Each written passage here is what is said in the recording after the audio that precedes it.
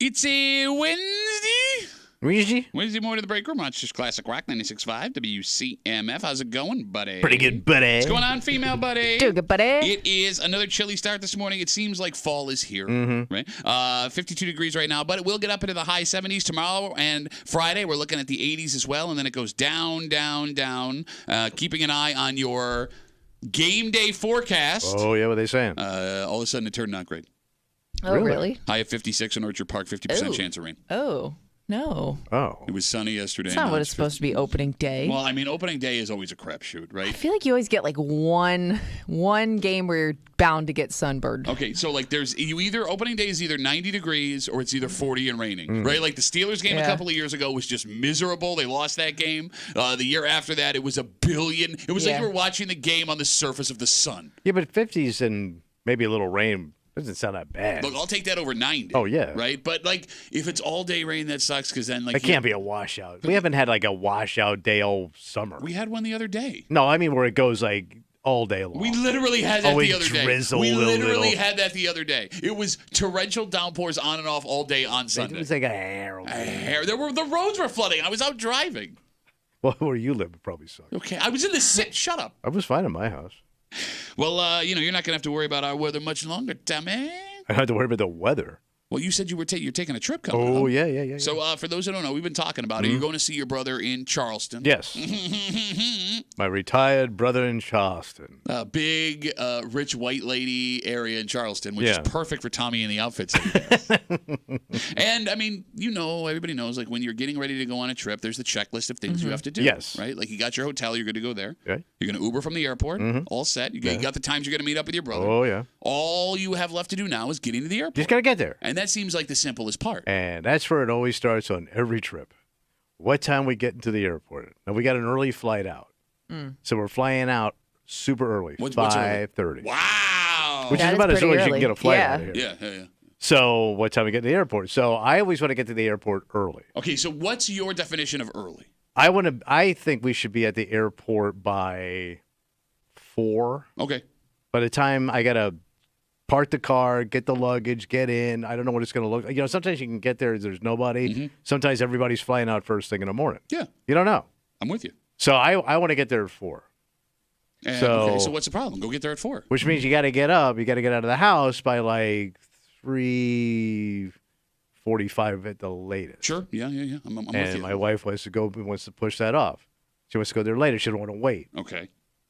because she gets nervous waiting. So what's your wife's definition of appropriate time to get there for a She don't want to 5:30 wait flight? long. She wants to get in, relax, get on the plane, and go. But it never works out that way. Well, you could just charter a flight for her. With what? I mean, that's my point. What does she mean she wants to get there late now? Because I got every woman I have ever traveled with always wants to go late. They don't want to wait around. They get nervous. I don't like to fly. Well, you still got to fly. Yeah. And I like to get there. I know I'm here. I'm through TSA. There's no problems. We're in. I can look at the plane. That's my plane. So if anything happens, it's on them now. I didn't screw up. 100%. Bro, everything you're saying is the truth. And I here's the commend problem. I'm sorry. You. No, I was just giving you a compliment. Thank you. If we get there, if we do it my way, and it goes flawlessly, I'm in trouble. Well, see, we rushed and there was nobody here. Why did we rush? You don't know this stuff. But there's also a problem on the other side. Oh yeah, Because that's the side that wins. if you do it her way and you miss the flight or you're sprinting through the airport to try and get to the plane, it's also your fault somehow. Yes, it's my fault. It's Delta Airlines. It's the universe. Yeah. Not the fact that we were dragging ass all morning. Going to the airport is the ultimate dad-husband no-win situation. It's a battle zone, and it kicks off the tension of the trip immediately. Everything you are saying, he's just dropping truth bombs, Kimmy, all over the room, right? And everyone that can hear this is wiser having listened to what is coming out of his mouth. You're not speaking much. It feels Of course like not. Oh, no, I was... She's Lady Drag Ass. No, I'm not. You drag it ass. No, I really don't. Charles almost proposed to her, Lady Drag. If it's... Well, it depends. Are you checking a bag? Because you got to get there earlier if you're checking a bag. No, we're carrying on. Oh, okay. So... She's actually carrying him on. If I don't have to do that process, I will wait a little closer to flight time, only if I'm flying out of Rochester. If I'm flying out of any unknown airport, I'm there at least 2 hours early. Okay. And you got to park the car. It's all the other variables you got to do. Well, that's just it. But here's the thing: our wives and girlfriends don't park the car, so they don't have to factor that in, right? They don't have to. They're not the ones that have to lug the luggage into the airport, so they don't have to factor that in. Like we have to think about the extra time it takes to do that stuff because we drop them off at the side of the road. Here are the bags. I got to park the car, walk back in. Exactly. And then we go. Thank you. Right? All that stuff takes time. That takes time. And here's what really bothers me. What's that? 252 WCMF, again, talking about airport times because for whatever reason, Tommy's right. Your wife, your girlfriend wants to get there as late as possible. And if you do the reasonable thing and explain why we have to be there early, well, it becomes a problem. I don't want to be rushed. There's a lot of anti-dad propaganda that exists in the world, anti-husband propaganda. Oh, yeah. And I think most of it's fair. Like, I can admit that we are pretty stupid people. We're stubborn. We say dumb things. That's fine. The biggest lie anti-dad husband propaganda, and Kimmy, you see this on social media all the time, are people that make fun of their dads and husbands for getting to the airport too early and being like the director of travel. They pretty much do everything but pull out a map to plan their route.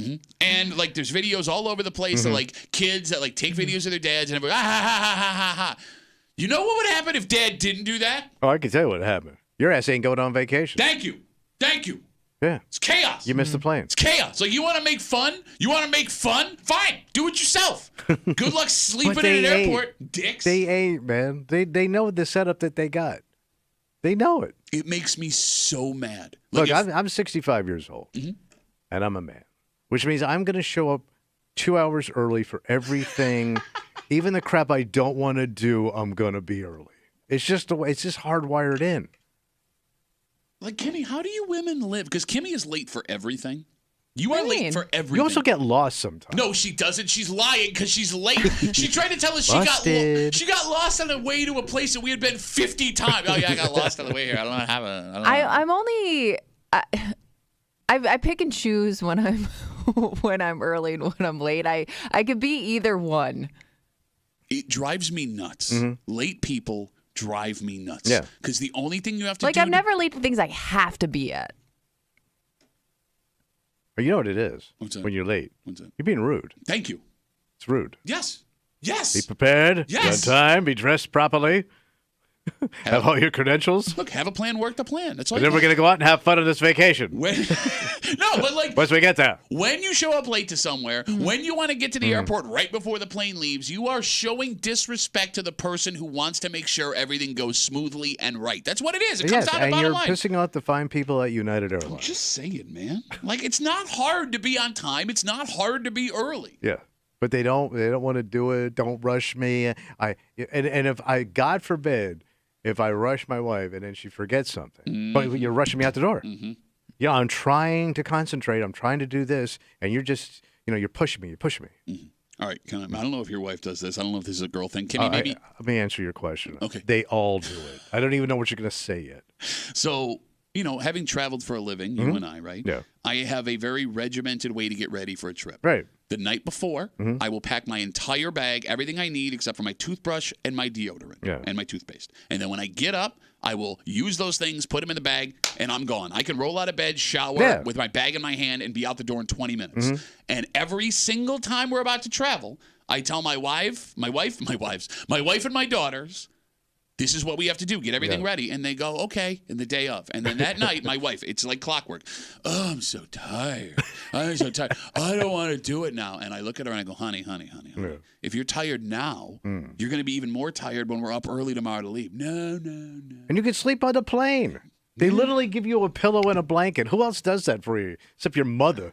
I will be up before my wife. I am ready to go. I am packed and ready to walk out the door by the time my wife is rolling on a bed, and then it's hair on fire panic. All three of the women in my house are, and it just takes the stress to another level for no reason. No reason. God, this feels so good to get out. God, it's so frustrating.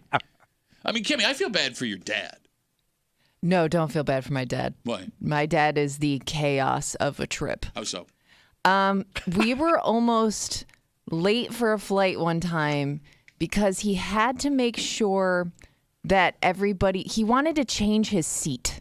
for the flight instead of just. And this was like our short flight, so I think we were flying from like Rochester to like New York before we got on like the long flight. You know what I mean? Yeah. But he wanted to make sure like his seat was in a certain spot. So you're all together? Yes and no. Like he wasn't sure where he was sitting, so we had to wait in line again at like the baggage check so he could go talk to somebody about the seats. And like I'm like, can we just we'll wait, like we'll get through security and then you can go check about the seats. Like he will worry about things that nobody's even. It doesn't matter. You know what I mean? Like he'll freak out about things. It's like let's just get on the flight. Just get on the flight, and then we'll worry about that stuff I am with later. that. Let's just get there. I'm with 100%. I remember one time I was so pissed because he wanted to change his seat, and by doing that, he changed all of our seats because we had all booked together. So I'm sitting in. I had middle seat for like a 4-hour flight. Well, hold on. I mean, of all the people, like, was it with your brother, your mom, and your dad? So I think he switched it so it was like 2 and 2 and 2 or something. So I didn't know the one person on the one side of me. That's the other thing that bothers me. What? Like, for some reason, my wife will give seat preference on a plane to herself and my daughter. Yeah. I'm a large man. Yeah, I always give my husband. Well, that was the thing. Like, I wasn't going to take the aisle seat because I knew my husband doesn't do well in middle seat. Okay, thank you. Yes, you can't do the middle seat because the cart bangs against your feet and your elbow, and like it's a problem, right? Though we just went to New York. Yeah. Every flight, and DC, every flight, I was on the aisle because somebody else wanted to sit by the window. Oh, okay. And I like, was thinking you might like the aisle because at least you get the arm out here. no, I can at least lean into the side. Yeah. I don't want. I keep getting banged. I get banged all the time. People tripping over my feet trying to go to the restroom. but like, it wasn't. I wasn't even consulted. Yeah, like they not. had a separate meeting without me, like a collective bargaining about the window seat situation, and I was not even consulted. I was just put in the aisle seat. It's also tough to travel with somebody, and this is what I found growing up. My dad can't sit still. Like, he really cannot sit in a seat for too long. So, like, if you're, like you're waiting at your gate for a while, usually for your flight or for boarding, he'll want to go check out something on, like, the other side of the airport. And it's like, I don't know if we have time. Like, can you just sit and wait? Like, you're making me nervous by standing up and walking around and going here and going there and making me watch your bags. It's just like, he's just not somebody that can sit for a very long period of time. And I guess, like, when I finally, like, as an adult, traveled on my own for the first time, I was like, wow, I can just sit here quietly and, like, not have to worry about losing somebody. Okay, but that's me, though. Like your dad, I totally understand why your dad does it. No, yeah, he cannot sit in a seat. I can't walk. I'm not going to leave, like, the terminal to go see. Because the other terminal, see something, or like they didn't have this here, so I got to go check somewhere else. But it's the same thing. These terminals are all the same. Like they have the same thing over there. How do you know if the terminal's all the same if you don't go see? Well, the other terminal? you'll leave your so Rochester is a gate A and basically an A and B. So sometimes they have like a C and a D. You're gonna go over to D concourse to check out what's happening over there at 6 o'clock in the morning. I mean, like, bro, I'm not gonna miss the flight. I don't know. I want to. I'll like, stretch once my I get legs. there, I just want to sit. Like maybe I'll stop to go to the bathroom at some point, but usually, like once I get to my turn, I'm there. No, I'm there until I board. I'm gonna sit on the plane while I'm on the plane. I want to get up and move around. Here's the other thing too that really bothers me. My wife is one of these people that wants to get on the plane as soon as possible. Yes, so is mine. Why? Do you want priority seating? Why? If you fly Southwest, you get that. If you fine. don't, if you're not flying Southwest, you're right. I don't get it. Like you have a seat. Yeah. My wife's worried about not getting the stuff in the overhead. Okay. And we've never not gotten our stuff in that overhead. But what she'll do is she'll go. I go, there's 7 people in front of me. There's no go. Like I gotta wait. And then she's like watching to make sure. Oh God, is that bastard gonna put his jacket up there? My wife will inch closer to the person in front of us while we're standing together. Yeah. Like that's going to get us on faster, right? You're just going to either creep Nudge the guy you a little out, bit. or I'm going to have an issue with this guy who thinks you're trying Or to it's pick gonna him be up. a Who concert. We're all gonna get trampled. Kimmy did not get that reference. And the worst. She's never been to Cincinnati. The worst is if it's a hot day and you're stuck on the Tarmac. and you're just heating up in there waiting for people to get their ass on the plane. Yes. Thank you. I'll take the last one. Last one on the plane. I'm happy. I'll volunteer. Put me on last. So I do know a guy that he was a richer dude. So you could do this if you had some bank, but he always traveled by himself. He owned some bars there in town. His name was Mo. Okay. and Mo never traveled with luggage. And he didn't, he'd go to Florida, right? For a couple of days. Yeah. He goes, I'll buy a couple of T-shirts and a pair of shorts when I get down there. He'd get on a plane just what he's got on, go down to like Target, buy some cheap clothes, and that's his clothes for the week. So the basketball player Allen Iverson? Does the same thing? So that when he played in the league, he said he never packed a suitcase. He would show up, buy a brand new suit in every city, clothes to walk around in, and leave them in the hotel when he left. But think if you went to if you're a cheap Allen Iverson, think if you went to Target, you grabbed a couple of cheap clothes for the week. Yeah. You're just hanging out by yourself, walking around. Allen Iverson just declared bankruptcy a couple of years ago. Oh, I think Mo's doing all right. Ladies, look. Just follow our lead. Well, just only this example. Like, you can have everything else. I will listen to my wife with almost everything else. I admit that I'm an idiot with most things, but we know what we're doing here. Think of all the great explorers back in the day that really took a risk. Yeah. They never lost one woman. Well, what about that guy that went with Amelia Earhart? He wasn't in charge. He was the navigator, No, wasn't he? he was second officer. I thought he was the navigator. Kinda. No, well, that's a pretty big... He was also an alcoholic. And she hired him. She hired an alcoholic, handed him all the charts. Let's go see what's going on in Indonesia. She also sounded like Paul Lynn a little bit. Paul Lynn and the Who Trample. We're dynamite. Off to a great start. Two great entertainers. If we were doing this show in the 1970s, we'd be crushing it right now. We'd actually be fired because of the Who joke. We got a dynamite. Don't look up the Who situation kind of break room for you here on CMF. It's Wednesday. You know what that means. A little hate. I think we already started. Yep, Hate Mail of the Week coming at you just after 8 o'clock. It is back to school week here in Rochester, and it works perfectly. 2 weeks ago, we discovered that chronic absenteeism, kids not going to school, has blown up nationwide over the last 5 years. And school districts all over the country are trying to come up with ways to get kids to get back into school. One district on the West Coast came up with a plan. It was to pay kids to go back to school. Yeah. And we'll give you the details of it. And we fully admitted that this may not be feasible where we live, right? But we thought it was an interesting idea when we discussed it. And could it work? And how could it work? And what else would motivate kids? Blah, blah, blah, blah, blah. We were blasted with letters from people that were furious that someone would even think about paying kids to go to school. But one man, above all, as usual, had a letter, took it over the top. And we'll get to it just after 8 o'clock here in the break room at CMF, plus a whole bunch more. But first, Tommy, with Labor Day passing, the unofficial end of summer is here. Right? So there's less time to be out on the lake. And that might be a good thing because... we have a little lake drama? Well, I don't know if we'd call this drama. Kimmy, they weren't looking for this, it seems, when they found it. Yeah, I don't... was this just... something that they normally do and just happen to come across? It sounds like a treasure? Oh, they found a treasure, baby. You have some questions about it, for sure. A treasure. If they didn't know this was down there, and they know it's been down there for this long now, how the hell did it get there and nobody knew? Nobody noticed it was missing? Oh. We'll tell you what they found at the bottom of Canisius Lake.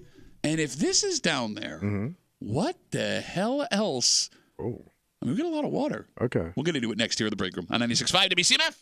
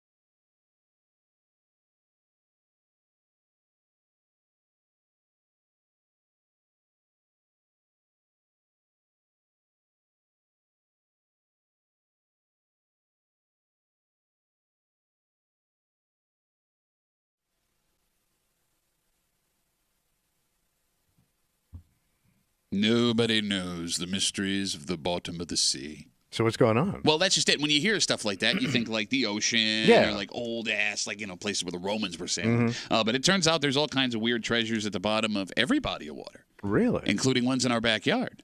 Because something that was found the other day raises some questions. How'd they find it? Training, Tommy. Training. You're hanging out in the break room. Rochester's Classic Rock 96.5. WCMF just after 6:45. Your Buffalo Bills open the season live right here, CMF, on Sunday against the Arizona Cardinals. And it's a new-look Bills team. The offense especially is going to look much different because one man is no longer on this roster. Okay. And that man, who likes to be passive-aggressive on social media and not say anything, has spoken. Oh. Did you see this yesterday? I did not. He did a long sit-down interview with GQ. And I don't know about you guys, but I wouldn't want to be giving bulletin board material to the team that I'm playing in 6 weeks. Oh, really? I mean, did you see what he said? I saw a couple things. I guess it wasn't surprising that he felt the way he feels. But I think it's the fact that he did the whole, exclusive interview. Looks worse. We will tell you what Stephon Diggs said, and we will do it just after 6:45 here in the break room on CMF. Over the weekend, what happened? The Livingston County Sheriff's Department started training with their sonar team on Canisius Lake. So I guess they do this training monthly to show people how to use the equipment, right? While they were doing the sonar training over the weekend, they get a little blip. They did. They found an ambulance. Wait. A whole ass ambulance. Pure Colombian uncut ambulance. That's not a boat. That's a sunken ambulance. Is there anybody in the back? I hope not. All right. Well, even if there is, it's not going to help them at all because they believe the ambulance has been there over 50 years. Wait, 50? So it's an antique ambulance? That's a Cadillac. It could have been one of your dad's ambulances that he dumped off in Canisius Lake. So old school ambulances used to be Cadillacs. Okay. They were like Cadillac, almost like station wagon. Such a weird fact. His dad owned an ambulance company, and he's all excited. All right, I do want to point out, not to make you feel old, 50 years ago could have been like 1975. Yeah, but I think, all right. Oh, yeah, I know. You're old. Because I know you were thinking of the 1940s when you said 50 years ago. But they didn't go missing? 50 years ago, Hitler would have been in the back of that ambulance, baby. They found an ambulance. How far offshore? So it looks like it was pretty deep because they were using sonar. Yeah. So you would have to maybe it drifted over time. How does an ambulance drift? It goes right to the bottom. It's worst Fast and the Furious movie ever. Ambulance drifts. Well, it does. But it could be pushed out. Well, it could have rolled down if it's deep enough, like it caught.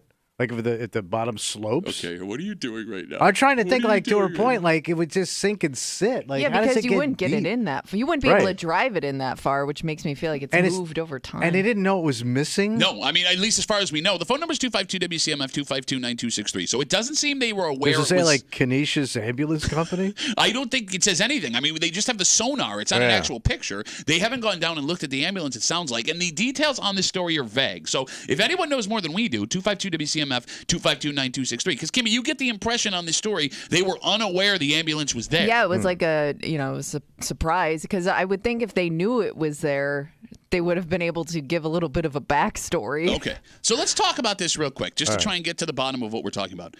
That ambulance had to have been put there intentionally. How else could it get there? Well, I mean, somebody drove an ambulance by accident into the lake and then ran away. But that would okay, that means it was stolen? I don't know. Or for insurance? Right. But usually, like, the towns own these things. Unless somebody bought it. How many ambulance vehicles do you think that they had in the town at that time? In the 1970s? Probably 70s? Right. Like, you would think, like, you would really need that vehicle. Yeah, you'd have to go get another ambulance for the town. Well, yeah, but you also see people that'll buy decommissioned ambulances. Okay. Could be that, but it's just 50 years ago. Yes, I know. I don't So know. you're thinking, I mean, like, you were somebody around bought then. it as, like, a joke or to drive it around and convert it, and then they got sick of it and decided for insurance money, ditched it because they said it got stolen? Or they had nowhere to put it, so they just decided to put it in the bottom. Like, they didn't want to deal with it anymore, so they I put would it in think the they bottom say of it's stolen and they wanted the insurance would make more sense because, like, what's your motivation? Money. Okay, I guess. But then, like, what's the insurance on a stolen ambulance? I have no idea. You just said there's like one or two in the whole town, right? Like, you're going to put it – and no one would see you putting an ambulance in the bottom of Canisius Lake? Hey, are they going to bring it up? So no word on that. I mean, there's no reason why you would bring it up. I want to see it. It's probably just it's probably destroyed. I don't know because it's cold water. Sometimes it keeps everything nice. Okay. There's probably good morphine in there. Gotta go get the good morphine. Bro, morphine is morphine, bro, especially in the 70s. All right, 252 WCMF. Folks are now here to tell us how that ambulance may have gotten in the bottom of Canisius Lake. Again, the sonar team from the Livingston County Sheriff's Department was training. They located an ambulance at the bottom of the lake.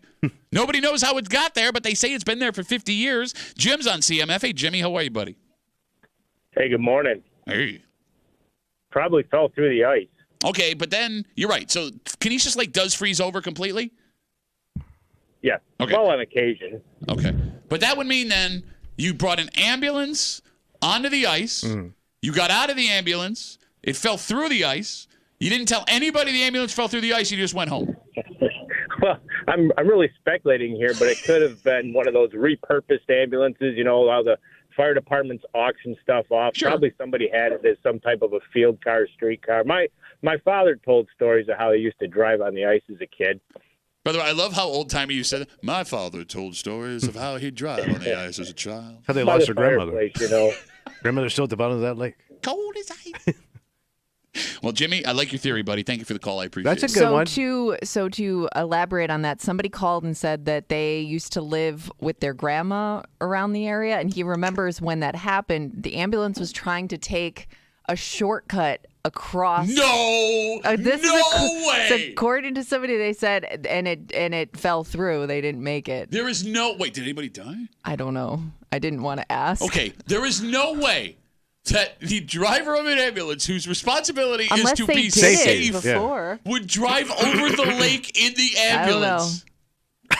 Come I don't know. on. I'm just passing along a story. Look, I mean, that would be a really cool, interesting story. But they're acting like they didn't know it was there. That's a story that they would know it's there. Well, unless, yeah. You know what I mean? They're trying to make it sound like this is a mystery. Yeah, well, I mean, look, they said they discovered it with sonar, and again, the details are small, and it's possible that the Livingston County Sheriff's Department, this story is in the public domain, and they just didn't know.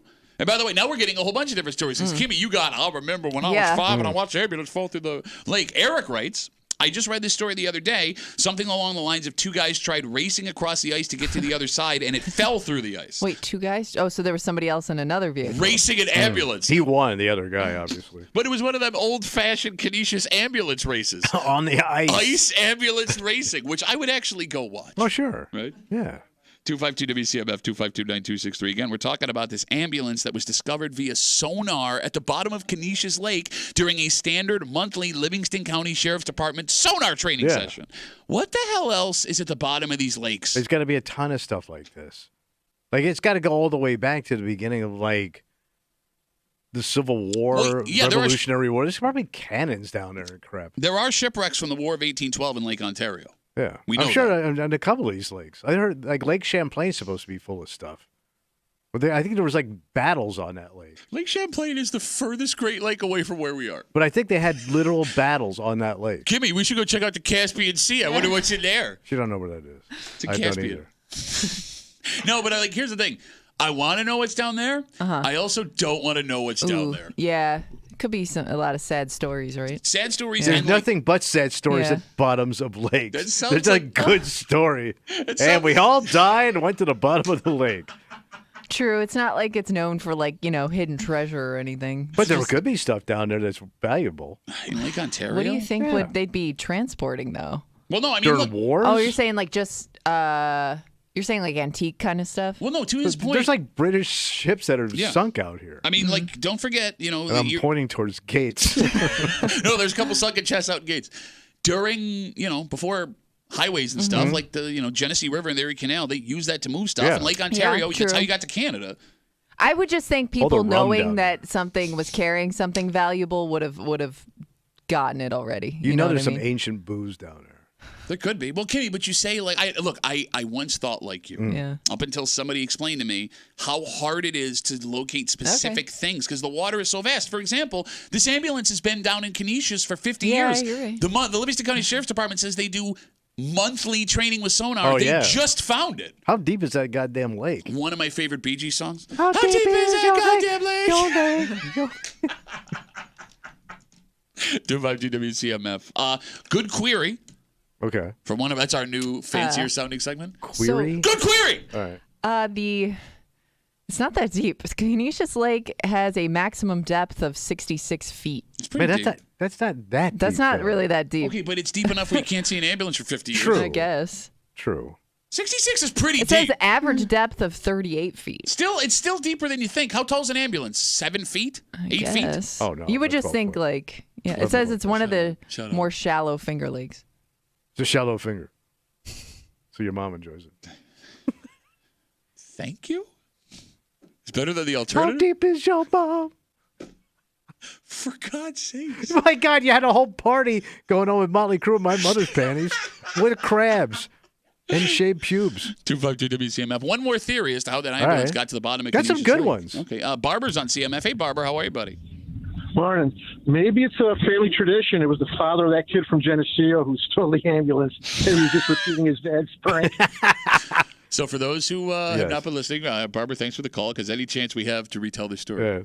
Back a couple of years ago, in Geneseo, an ambulance was called to a dorm room for an actual medical emergency. And when the EMTs came out, the ambulance was gone. Yeah. It was stolen, according to police, by a Geneseo student named Colin Dolberth, who police say was under the influence of alcohol. Yeah. He then drove the ambulance, according to police, around the town, lights and sirens on, yelling, "God bless America," Very patriotic. through the speaker. Yeah. So again, to be clear, he allegedly stole an ambulance while drinking and yelled into a speaker, "God bless America." And you know how much jail time he did? None. None jail time. I guess most Colins don't do a lot of jail time. No jails for Colin. No Colin jail. So they're thinking this might be his great granddaddy? Great granddaddy Dolper. Yeah. Colin Dolberth the first. Oh, we'll take. I'm sorry. Go ahead. No, go ahead. I was just going to say, somebody called and said they grew up in the area and they used to, back in the day, have actual like festivals out on the ice. Oh, the old ambulance festival. So they party like. I guess it was All what right. he made it sound like they would go out on the ice for events. It's not that crazy. Like Yeah. if you go up to Lake Placid, I went up for this a couple years ago with my daughter's when she was playing hockey. They have like full festivals. I don't get that. Why? You got plenty of ground over there. Well, but you Why can I got to stand on the ice, which is kind of flimsy at best. So you can skate on it. There's a whole bunch of Okay, activities. I get skating, but like to sit and have a festival on the ice. Ice festival. Doesn't sound like a bright idea, considering how fat we're all getting. 252 WCMF. We'll wrap it up with Gary. He's got the last word. Hey, Gary, how are you, buddy? Good. What's going on, guys? Nothing. What's up? How many crackheads are going to die trying to go down there and cut the catalytic converter off of that thing? Did they have those in the 70s? Yeah, I heard it was a They Cadillac. didn't. They didn't. That's the funny part. Well, see, here's the thing, though, Gary. If you got to tell us what the funny part is, was it really funny? Well, it is to me. You're not laughing. No, but I'm at Canisius right now getting ready to go underwater. What's holding you up? Don't let us stop you, Joe. Gary.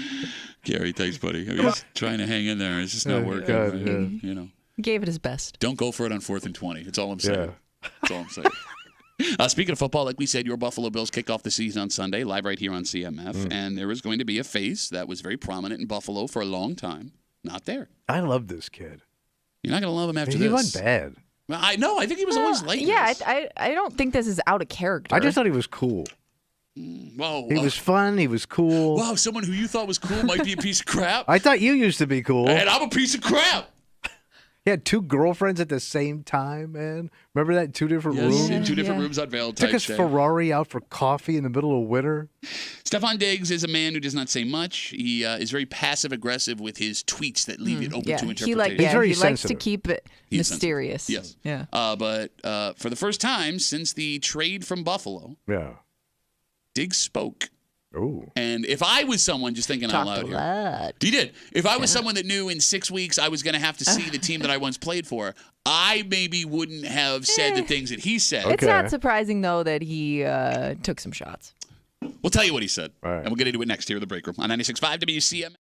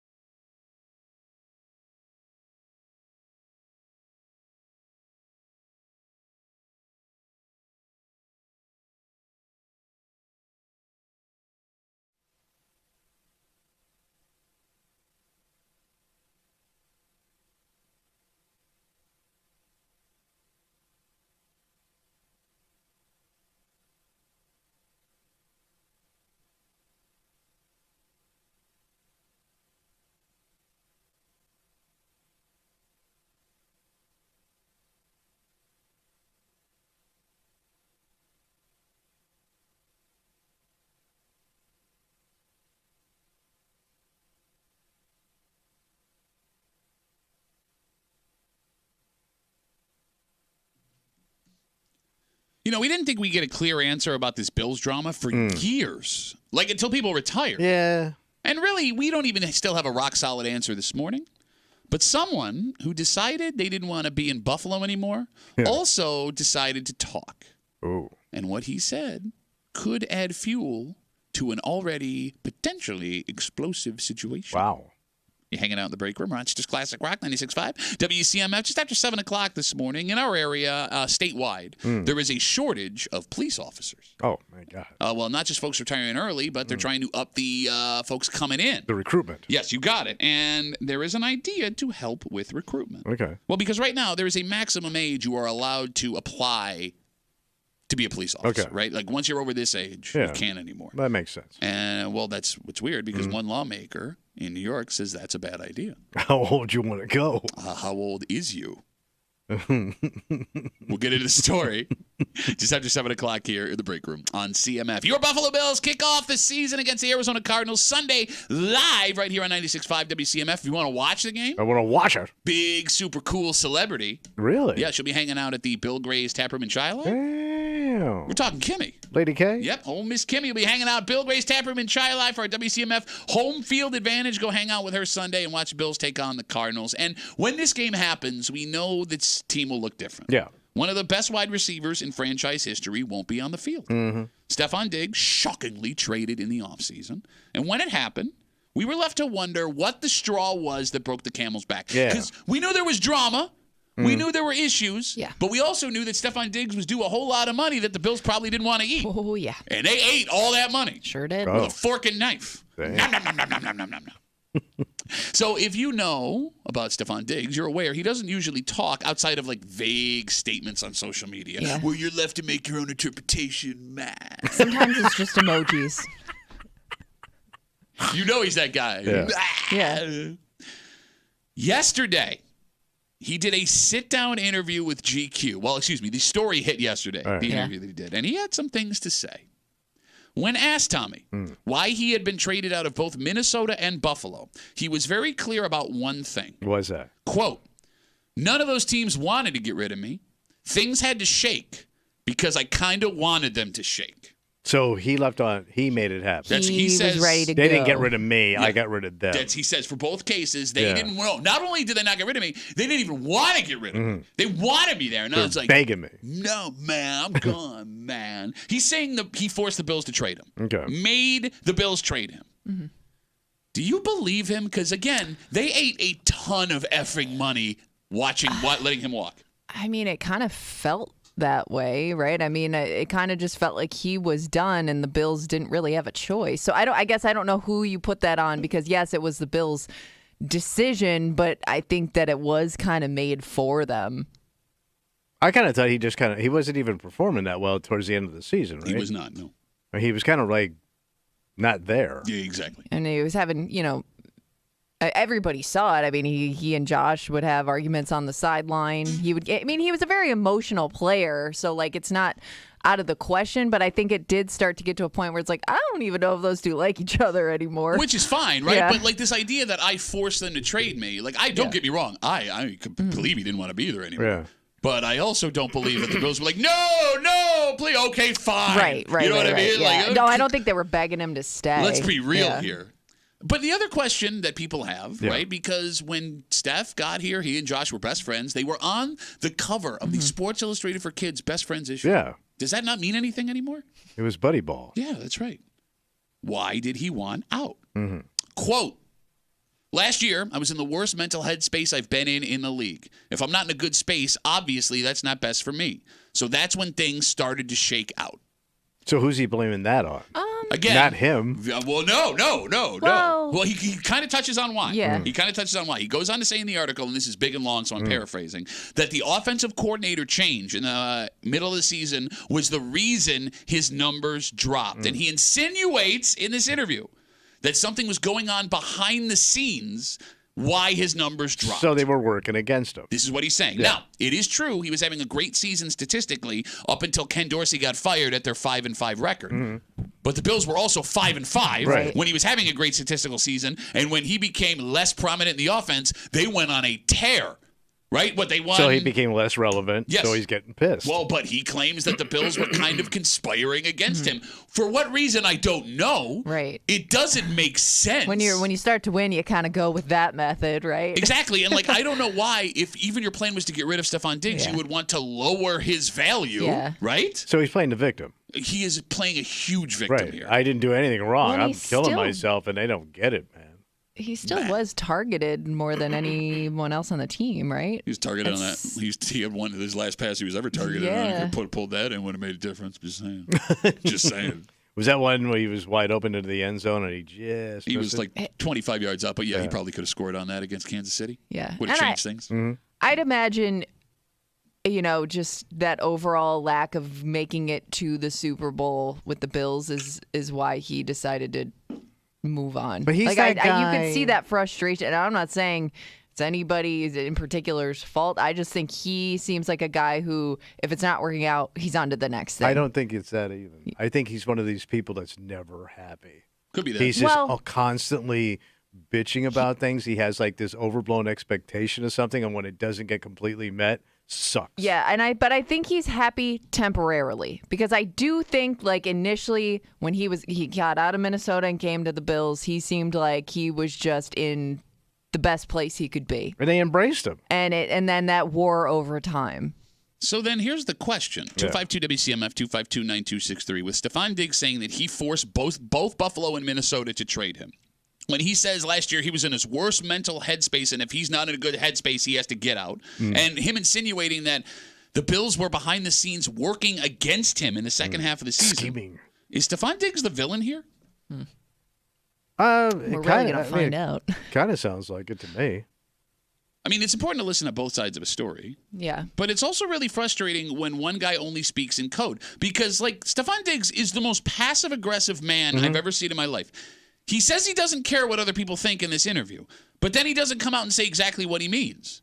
Why say you're in a bad headspace if you're not going to elaborate? Why say there were things going on behind the scenes if you're not going to share what those things are? Because, again, if you're accusing the Bills of sabotaging you, you sound like one of the dumbest people I've ever heard speak. Yeah. It doesn't make sense. He's just very toxic. Yes. I do think it's going to be interesting to see how much more vocal Josh Allen is without Stephon Diggs on the team, only because it did seem like he was trying to keep that balance while Diggs was on the team. You know what I mean? It didn't seem like he would. You never saw him get up in Diggs' face, right? You never saw him criticize anything Diggs did after the game. He was he was political. And about I know everything. he's like that a lot. I think Josh respected. I think he knew. He knew what he could and couldn't get away. He knew how to keep the peace as much as possible. And I don't think Diggs respected Josh at the end. And I think that's why he started John and just being a baby. But, it's hard to not respect somebody when they're still getting monster numbers when you're not a part of their game plan. You know what I'm saying? Granted, Diggs was on the field and he's taking attention away, and that's opening up other guys. I'm not going to argue that. Yeah. Don't call and make that argument. I get it, right? But, how can you look at someone and say, I don't respect you, when Khalil Shakir and Dalton Kincaid and Dawson Knox and, all those other guys are getting targets and touchdowns and it's working out great? We don't need you here. But I guess my point, I don't think he respected Josh as much as Josh respected him. Okay, I think you might. Professionally. I think you might be overstating the Josh respect for Stephon Diggs. I think that you might be, and I think you're buying into some Josh Allen BS. Josh Allen right? rumors. Yes. It's a show. I get it. Yeah, but at least he made the show where Diggs wasn't even making an attempt in the sidelines anymore. Now he's just being a crybaby. You're right about that. My God, McDermott had almost cradled him at one point. Well, like a baby. I do think he's an emotional player. Yeah. You know what I mean? I do think that's part of his game and the way he works, even if he's not upset at Josh, he does wear his emotions on his sleeve, you know what I mean? Yeah. I don't know, man. I'm willing to listen to guys that leave Buffalo and say this is why it didn't work. Because, there's plenty of times in former regimes where it's they left in XYZ, and it's oh, we find out years later that was absolutely right. I'm not going to sit here and say that, Sean McDermott, Josh Allen, Brandon Beane, the general manager, are infallible. I get it. Sometimes it doesn't just work. It's just weird the way he's going about it. And And, like, I want to like Stephon Diggs. Yeah. He's one of the best receivers in Bills franchise history. He was great here with the kids. Like Everybody embraced him at the beginning. And the interactions we had with him were fantastic. He seemed like a really good dude. But then you go and do this. It's like, come on, I want to like you, man. Yeah. I want to like We're you. disappointed. I think as Bills fans, Very disappointed. I'm not mad. I'm just disappointed. Yeah. and it kind of feels like that's the way a lot of Bills fans feel about him, because I do think, like, we didn't want to accept the fact that it was going to turn out the same way it did in Minnesota, right? Like, I think we thought it was going to be a different era of Stephon Diggs in Buffalo, and it kind of ended up the same It's going to way. be worse for him in Houston. Why do you say that? Well, Well, how he's old the is he? captain. Did you 30. see that? He's 30. He was a captain here last year. Yeah, How'd that work? he's also getting older. You're getting slower. Like, the things that make you great are going away. And it sounds like he's not going to handle that well because he wants to be a superstar. And that goes away. And this is a man of knows of what he knows what he speaks. He's not going to get embraced in Houston like he got embraced in Buffalo. There's no way. I mean, I don't understand why Houston wanted him in the first place, but that's a discussion for a whole other day. But you do bring us to the most important part of this conversation with Stephon Diggs doing an interview with GQ that came out yesterday talking about why he wanted out of Buffalo, how he forced the trade out of Buffalo. Someone's going to have the last laugh here because the Bills go to Houston to take on Diggs and company week 5, first week of October. Publicly, and I understand, again, it's just a show. Yeah. The Bills have been nothing but gracious. Yeah. Josh Allen. Class act. Yeah, Sean McDermott, Brandon Beane, they've said all the right things. But we know those three men are petty men. We are aware. Yeah, very competitive. Josh Allen especially. And if I'm Stephon Diggs, knowing how things work in that room, I mean, if we know, he knows better. Oh, yeah. Do you really want to give them bulletin board material? Especially the guy that's controlling the play on the field. Thank you. Like, are you that confident in your new offense, the new quarterback, the game you have at 30 years old, where you want to light an extra fire under Josh Allen? Has there ever been a challenge by another player issued to Josh Allen where he hasn't shown up and blown those people out of the water? Ask Jalen Ramsey about talking about Josh Allen and what happens. Oh, yeah. Right? Do you think they need that motivation? I think it helps Josh. Josh gets named an alternate to the Pro Bowl. The next week he goes out and throws a perfect game against the Patriots but in I'm the saying, playoffs. like, I think that I'm guessing Josh already has that game circled on his calendar. But Josh right? is going to Just be in based- control of what's going on that field. Yeah. Diggs ain't. That's a good point. Diggs is a piece of the puzzle. Josh is the main piece of the puzzle. Who's going to win that battle? Bigger puzzle piece, Kimmy. Every time, baby. Go where the money is. No, I agree with you. I mean, it's one thing to talk not knowing you don't have to see that team ever again, right? Fine. But when that game is a month away, it's a bold strategy. Yeah, it's almost like you quit, you run your mouth out the door, but now you're sitting in the lobby. Yeah, yes, exactly. Yeah. Yes. October 6th, I Should believe. be fun, though. That's fun drama. I can't wait for this game. Because, Yeah. like, I really like C.J. Stroud, the quarterback for the Texans. I like watching him play ball. I want to see him fall all over his face and puke on himself in that game against Buffalo. But it should be a fun quarterback matchup. And hopefully Stephon Diggs does nothing. Nothing. All right, let's take a break. You want to be a cop? No. Why not? It's called Dangerous. Okay, You can't ask a known hider if he wants to be. Oh, I could be undercover guy if I don't have to do anything. With that jacket, you could. Can I like shoot over something? That's not what undercover does. You don't just walk up to people and shoot them as an undercover cop. Oh, okay, then I'm out. See, Kimmy, I would think the biggest issue would be his age, why he couldn't be a cop. Well, yeah, well, that too. no kidding, my old ass. Well, if this passes, not a problem. No, Yep. no, Bro, that's impossible. Oh, no, it's not impossible. It's very possible that this passes. How could you pass the test? Okay, well, what are you saying? What are you saying? That just because you're not in good shape, just because you're a bum who doesn't take care of himself and wears those kinds of shoes, doesn't mean everyone can't do it? Because that's an argument that one lawmaker in New York is making. Age ain't nothing but a number. Yeah. Freeze! We'll get into it next here in the break room on 96.5 WCMF.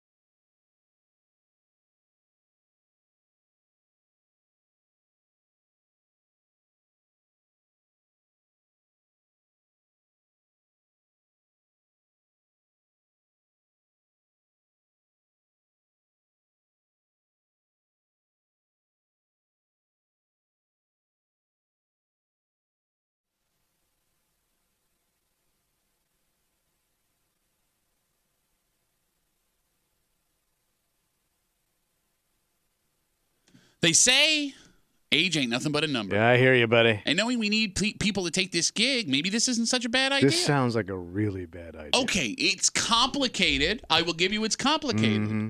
Not just because this is a physically and mentally taxing job, but I mean, there are some people that would be arrogant enough to think they can do it even though they can't do it. I get that. Age. But I mean, can you definitively say that every person over a certain age cannot do this job? Yes, I can.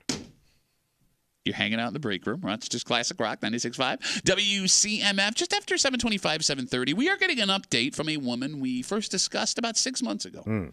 She was a home health aide, and she bought herself a new house in Greece. Oh, doing well for herself. Well, no. She bought that house using the identity of the woman that she was caring for. Do you remember this story? I do. Okay. Yeah. We now know how much jail time this woman will be doing. Okay. And what's funny with Tommy, if you listen to the show, you know he likes to be soft on lady crime. Yeah. But what happens when the lady crime affects an even more vulnerable lady? Oh, a lady on lady crime. That's right. Mm-hmm. Don't know. No, I'm just being a joke. We'll get to it just after 7:30 here in the break room on CMF. Tommy, Okay. police departments across New York State are looking to increase their staffing numbers. Yeah. So they put on a big push for recruitment because there's a lot of retirements coming up, right? And despite their efforts for bringing in the folks they normally recruit, they still need more. And that has one state lawmaker looking to change a policy to expand who can apply for the position. Great. A new bill Yeah.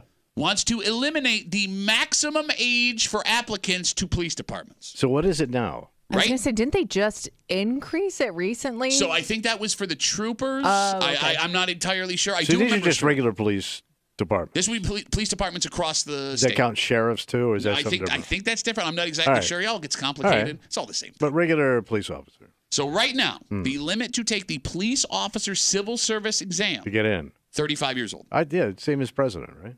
No, that's the opposite. No, the president, you had to be 35 to be And president. this is the limit. Oh, yeah. It's the literal opposite of that. All right. Well, you could being a cop, go be a president. Okay, no, you can apply at 30. You don't have to retire at 35. Right. The oldest you can be to apply is 35. All right. Okay. If this bill passes, there would no longer be any maximum age. So nothing. Nothing at all. You can If you can pass the test, you in. Yeah, you can be as old as you want and be a police officer. Folks who are for this bill say there are plenty, Tommy, of people over 35 that can do this job just fine. And to be clear, like you just said, and I want to be clear on this, the bill would not weaken requirements. Right. If you were over 35 and applied, you still had to pass all the physical tests, all the background checks, all that jazz. You would just have to do it in your late 30s, 40s, or 50s. Okay. Right? Or 60s, 70s, 80s, 100 if you wanted to. There would be Look no at age that. limit. 252 WCMF, 252 9263. You in for old cop? No. It's a bad idea. Really? Because that's weird. You sit across from me every day and tell me that you could be a cop. No problem. Pew, pew, Well, pew, no, pew. but you don't let me be the cop the way I want to be a cop. You got to follow cop rules. No, that's called being. It's called assaulting people. Is what you're All describing. right. A dirty cop. Yes. I could be Officer Dirty Cop. Okay. But here's the deal. So let's say you're 55 years old and you're in good shape. Yeah. And you can go in there and pass that test. And you could become a cop. That still doesn't tell me, like, you could do this every day. Okay, you're so There's a saying, difference like, between passing a test and now every day I have to do this extremely stressful job. There's a big difference. Okay. Well, yeah. I mean, look. If we're going to be fair, you look at. I mean, I know a police officer, right? I know. I lived with him for a while. Yeah. I mean, you would have to stay in top physical shape. Yes. Like my dad Yeah. did. You just told me he's dropped weight. He has now. He's not a cop. Well, he is a cop, but he's not a real cop. He's a kind of cop now. Kind of cop. Bro, you saw my dad when he was still on the job. He was his own mobile armored tank unit. They would hide behind him when they were going into drug houses. Use his foot as a battering ram. Go! He was spilling Skittles all over the place. Officer Skittles. This is a bad idea, man. It's like are we that desperate? I mean, I don't know, because we did see, like, troopers-wise, they had, I think, the highest application in the history of whatever they were, if I remember the story correctly, and I apologize if I got that wrong. But it seems like they're getting younger applicants. I don't know where this is coming from. And I don't know. Like, you like to think with age comes wisdom. Okay. But that's not always the case. Right. And I would think that as you get older, you're more set in your ways and the way you Hot-tempered. feel and your beliefs and things, where I don't know if that would be good for that type of job. So I think that's the most interesting debate here, right? Is a 35 to 50-year-old starting a job like police officer, would that be better than a 23 to 26-year-old? Because, Kimmy, I understand where you're coming from, but I think you can make the argument the opposite Right. I mean, way, you too. could. I mean, that's what I mean. Like, maybe having more life experience helps you in that job. But I don't know. I don't know if that person would be more unique. Well, let me put it this way, right? If you're joining a police force at 23 to 26 years old, you have almost no life experience. And that's not that kid's fault. You need to live to have life experience. I mean, would a 40-year-old rookie police officer be better equipped to handle dealing with people? Would seeing the world for all those years outside of a police department give them a different perspective? Would that make them better cops faster? And there's a reason I ask. I'm sorry. Being the child of a police officer and growing up around that, most of being a police officer, at least as far as what my old man would tell me, it's a PR job. Yeah. Right? You don't see that stuff on TV, but knowing how to talk to people, diffusing situations, making people feel like they're heard is very important. And I bust my old man's balls a lot. I just heard him called Officer Skittles in the break room. But my old man has a gift for that. Yeah. And I think you can make the argument that the older you are and the more you've seen, experienced, dealt with, you may be better at having those conversations, being patient. But he got that experience from being a long-term police Right. officer.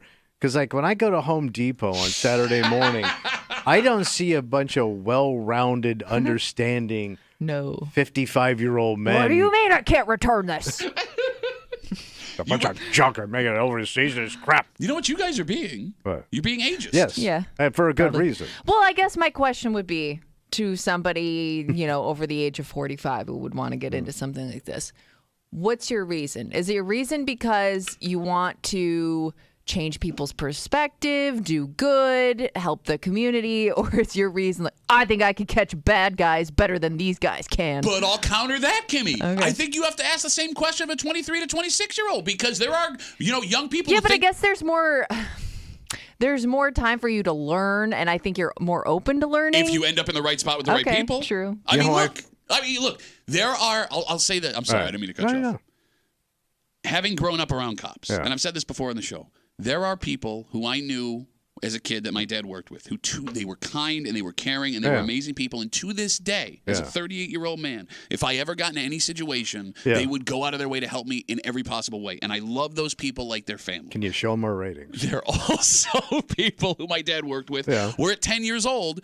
How did they give you a gun? Yeah. I knew at 10 years old, like, this ain't right. Okay. This ain't right. So...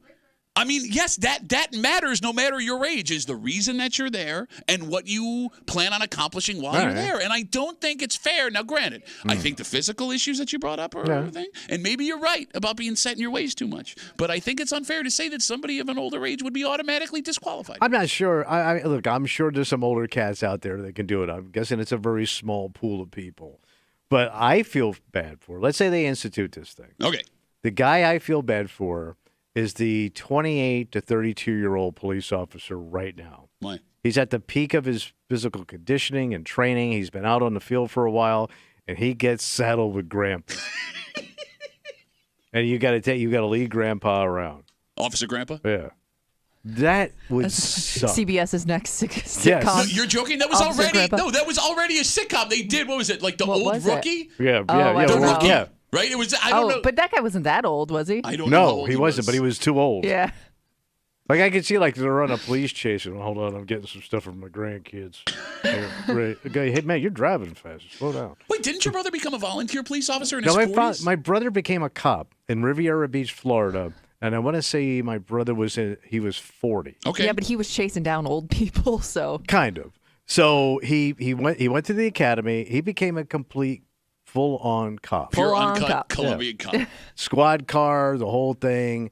And then he did it for a few years, and then he also realized, oh, this is hard. Okay. And he went into it, straight up. He didn't have to do it. He was rich, didn't need to do it, wanted to do it. He always wanted to be a cop, and he did it. Okay. He accomplished that, and he did it for about 5 years, roughly.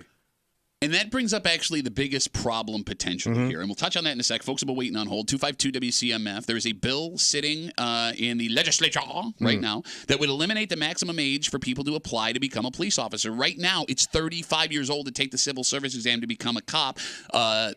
Police departments across the state are saying they need to fill rank, I guess, and they're trying to do everything they can with people within the age range, but this bill would eliminate it completely. Now, I don't know how much support it has, and again, it's just a bill. There's no guarantee that it happens or even comes close to happening, but look, man, I get your concern, and I'm not saying this is a good idea. I'm just saying maybe not knee-jerk reaction to say, yeah. But let's talk to Victor. He's on CMF. Hey, Vic, how are you, brother? Good morning, guys. Hey. Tommy said 55. Imagine a 55-year-old man trying to do this. I'm 55, 183 pounds. I'm very fit. I could absolutely do this. Okay, so I would be all for it. Like do the job or pass the physical test or both? Yes, I could do both, absolutely, without any qualms whatsoever. Okay, so Victor, I'm going to ask you a question because I'm a 38-year-old man. I work out on a regular basis, pretty decent shape, no big deal. Is this the bragging hour now? The point I'm making is this. I'm 38 years old, and my body hurts waking up on a pretty regular basis, right? I mean, Victor, Tommy does bring up a good point. It's the grind of being a police officer every day. Every day. Winter, summer, heat, I could absolutely freezing. do it every single day. I don't see any issues at all. I don't wake up with any body pains. I mean, I don't know, man. I could do it. And there's other states that are doing it right now. Georgia, all those southern states are all. Hold on. I would stop there. I don't know if the southern states are doing this with police officers is the best way to sell other states on doing things with police officers. Well, I'm just saying. Other people are doing it, man. It can work. But I guess I would do it. You feel like that now, but I guess how long would you give yourself on that job? Because I'm guessing you have a little bit shorter window. Say that again, Victor? Yeah. 5 to 7 years. Okay. I just done it 62. But that's the biggest problem. And Victor, I appreciate the call. Look, I'm really looking forward to you pulling me over one day, Victor. Coming out with the walker, trying to write me a ticket. Yeah, so it'd be a short stint the older you are. Yeah, then you got to go get more guys. And that's the biggest argument. So pass the physical test, pass what you brought up about, the mentality of who wants the job. When you sign on to be a police officer, no matter your age, they're expecting 20 to 25 years out of you. You ain't getting that out of that old cat. The only thing that's going to happen is you will win your golf tournament every year. Well, I don't know, man. Those cops are scratch golfers. Right. I told you, my dad won a gold medal in the police Olympics in golf. That's a real I didn't know thing. he's a gold medalist. Oh, yeah, he's a guy who can golf. He's Officer Scheffler. Well, probably because he was later with all those Skittles falling out of his pocket. No, but there's a reason why there's a 20 to 25-year retirement. It's a stressful, labor-intensive job, right? You're moving around, you're talking to people, right? And that's something we haven't even talked about yet. We're talking about the physical. It's the stress of being a police officer, the horrible things you're going to have to mentally deal with in an instant. How about that? But I think you can also make an argument that maybe at an older age you are better mentally. You've never experienced what these guys have experienced, though. Well, but that's not necessarily true. I mean, look, man. Let me tell you, one time I ran over a rabbit in my backyard, and I still ate lunch that day. I guess it's possible. That's a different situation. I think you're underestimating how many average, everyday people have seen or experienced terrifying, horrific things. Okay, you may have in your life. Yes. You may have to do this every week. But that's what I mean. Like, if I'm 20, I'm sorry, Kim, I don't mean to keep cutting you off. If you're 23 to 28, the odds that you saw something horrific just in your everyday life, have dealt with something like that, are much smaller. The longer you live, the more odds, the higher the odds that you've seen or have to deal with things. So I think it's still open to debate there. You sound like you're kind of for it. I'm actually not for it, but it's weird. Maybe the discussion, I think there should be more discussion, because maybe the age limit is 45. Right? Maybe that's still an old cat. I agree with you, but you could get out at 65. I mean, that is a standard retirement so I get 20 age. years. Yeah. And you are underestimating how many older guys are working tough physical jobs. I've seen them standing off to the side while the younger guys are actually doing the work. No, I mean there are guys out there that lifting and doing those types of jobs into their 60s. Okay, so let's say you have a pretty physical job, and you think you could do that.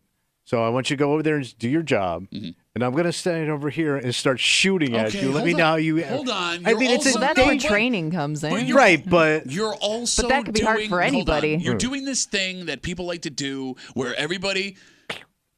Where everybody assumes every police officer is getting shot at every 3 minutes. But it's a possibility. Yes, but it's a small possibility. I No, I don't think you do because you keep saying it. Like, I'll give you an example. My old man was on the job in Gates for almost 30 years. Yeah. He never shot his gun once. It's amazing. And well, no, it's not. It's a pretty standard thing. It's a common thing. My old man taught firearms training to almost every cop in Rochester for a certain amount of years, right? The guy never pulled his gun, never fired his gun once, not one time. So I think you are also overestimating. Like, you're not going to be running through an alley dodging bullets like it's NYPD Blue, knock on wood. But that could happen. It can. It can. Yes. And I'm not downplaying the danger of the job. But, I mean, people are everyday people going into the job no matter what age they are. So why would it be a difference at 45 and 25? I would say 45 would be the cutoff.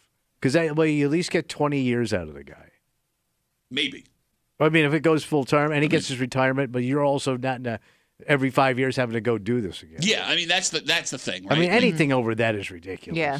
Well, How about a 50-year-old guy in a uniform and thinking you're going to get 20 years out of him? It's insane. Well, I mean, at some point, their body could just say no, too. Because I'm using this solely based on the people that I know. Yeah. Because, like, not only my dad, but a couple other guys that I know growing up with had heart attacks. Yeah. And I mean, my dad had a heart attack while still working as a police officer in his 50s, right? So, I mean, there could be a point where your body says, yeah, we're not doing this anymore. Right. No bueno.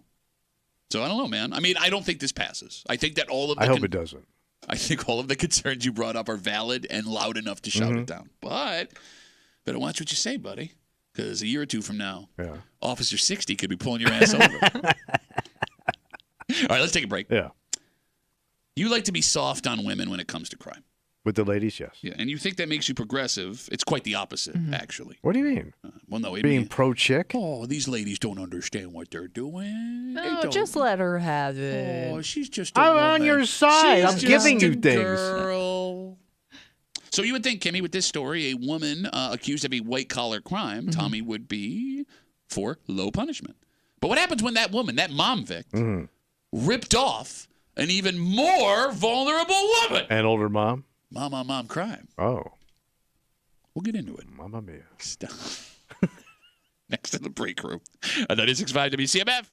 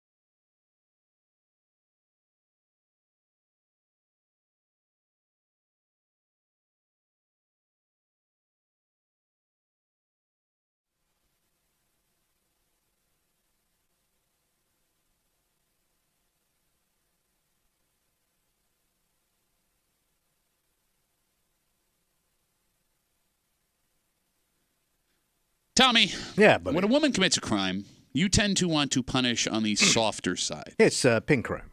What we call the mom-vict sentence. But what happens when a woman commits a mom-vict crime against another, more vulnerable woman?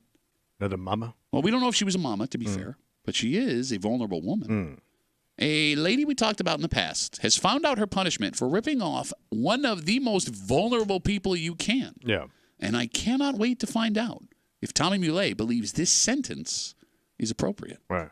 You're hanging out in the break room, Rochester's Classic Rock 96.5. WCMF, you're hearing our sultry voices. Yeah. You know, you can see our beautiful faces. Yeah. I got a new hat, so you can check that out. Oh, yeah, you do. Corduroy. How about that? Corduroy. It's I'm wearing a corduroy hat. Go Bills. You can log on to the Odyssey app, WCMF.com, YouTube, and Twitch. The YouTube and Twitch, The Break Room WCMF. See if this hat is for you. You can go buy it at the New Era store or Marshall's, where I got mine. I mean, you can't, Kimmy. $9 hat. You can't say no to a $9 bill. No, you can't. You got to at least give it a try. Come on, thank you. It doesn't even look great on me, but for $9? Well, corduroy is not really like my favorite fabric. Neither. What? Well, no, I'm kind of with him on that. Okay. I don't get why corduroy ever became like something you would want to put on your body. No, I'm with you, but as a It's really soft. It don't breathe and it don't move. As a kid who used to have to buy his uniform clothes for Aquinas at the thrift store, wore There's a lot of a corduroy point in pants back in time the as day. kids where, corduroy really made a But strong comeback. fat boys do not wear corduroy well. That's my favorite Ribs Arkansas song. Because you remember, like, I used those fat kids that would wear out the crotch. Oh, you're looking at him. Yeah. Hello, like the fabric Yeah, it became wasn't smooth. sturdy. No, Yeah. no, it wasn't. All that, by the way, brought to you by our good friends at Three Heads Brewery. Three Heads Brewing. If you've ever met those guys look like corduroy. Those are corduroy boys over there at Three Heads.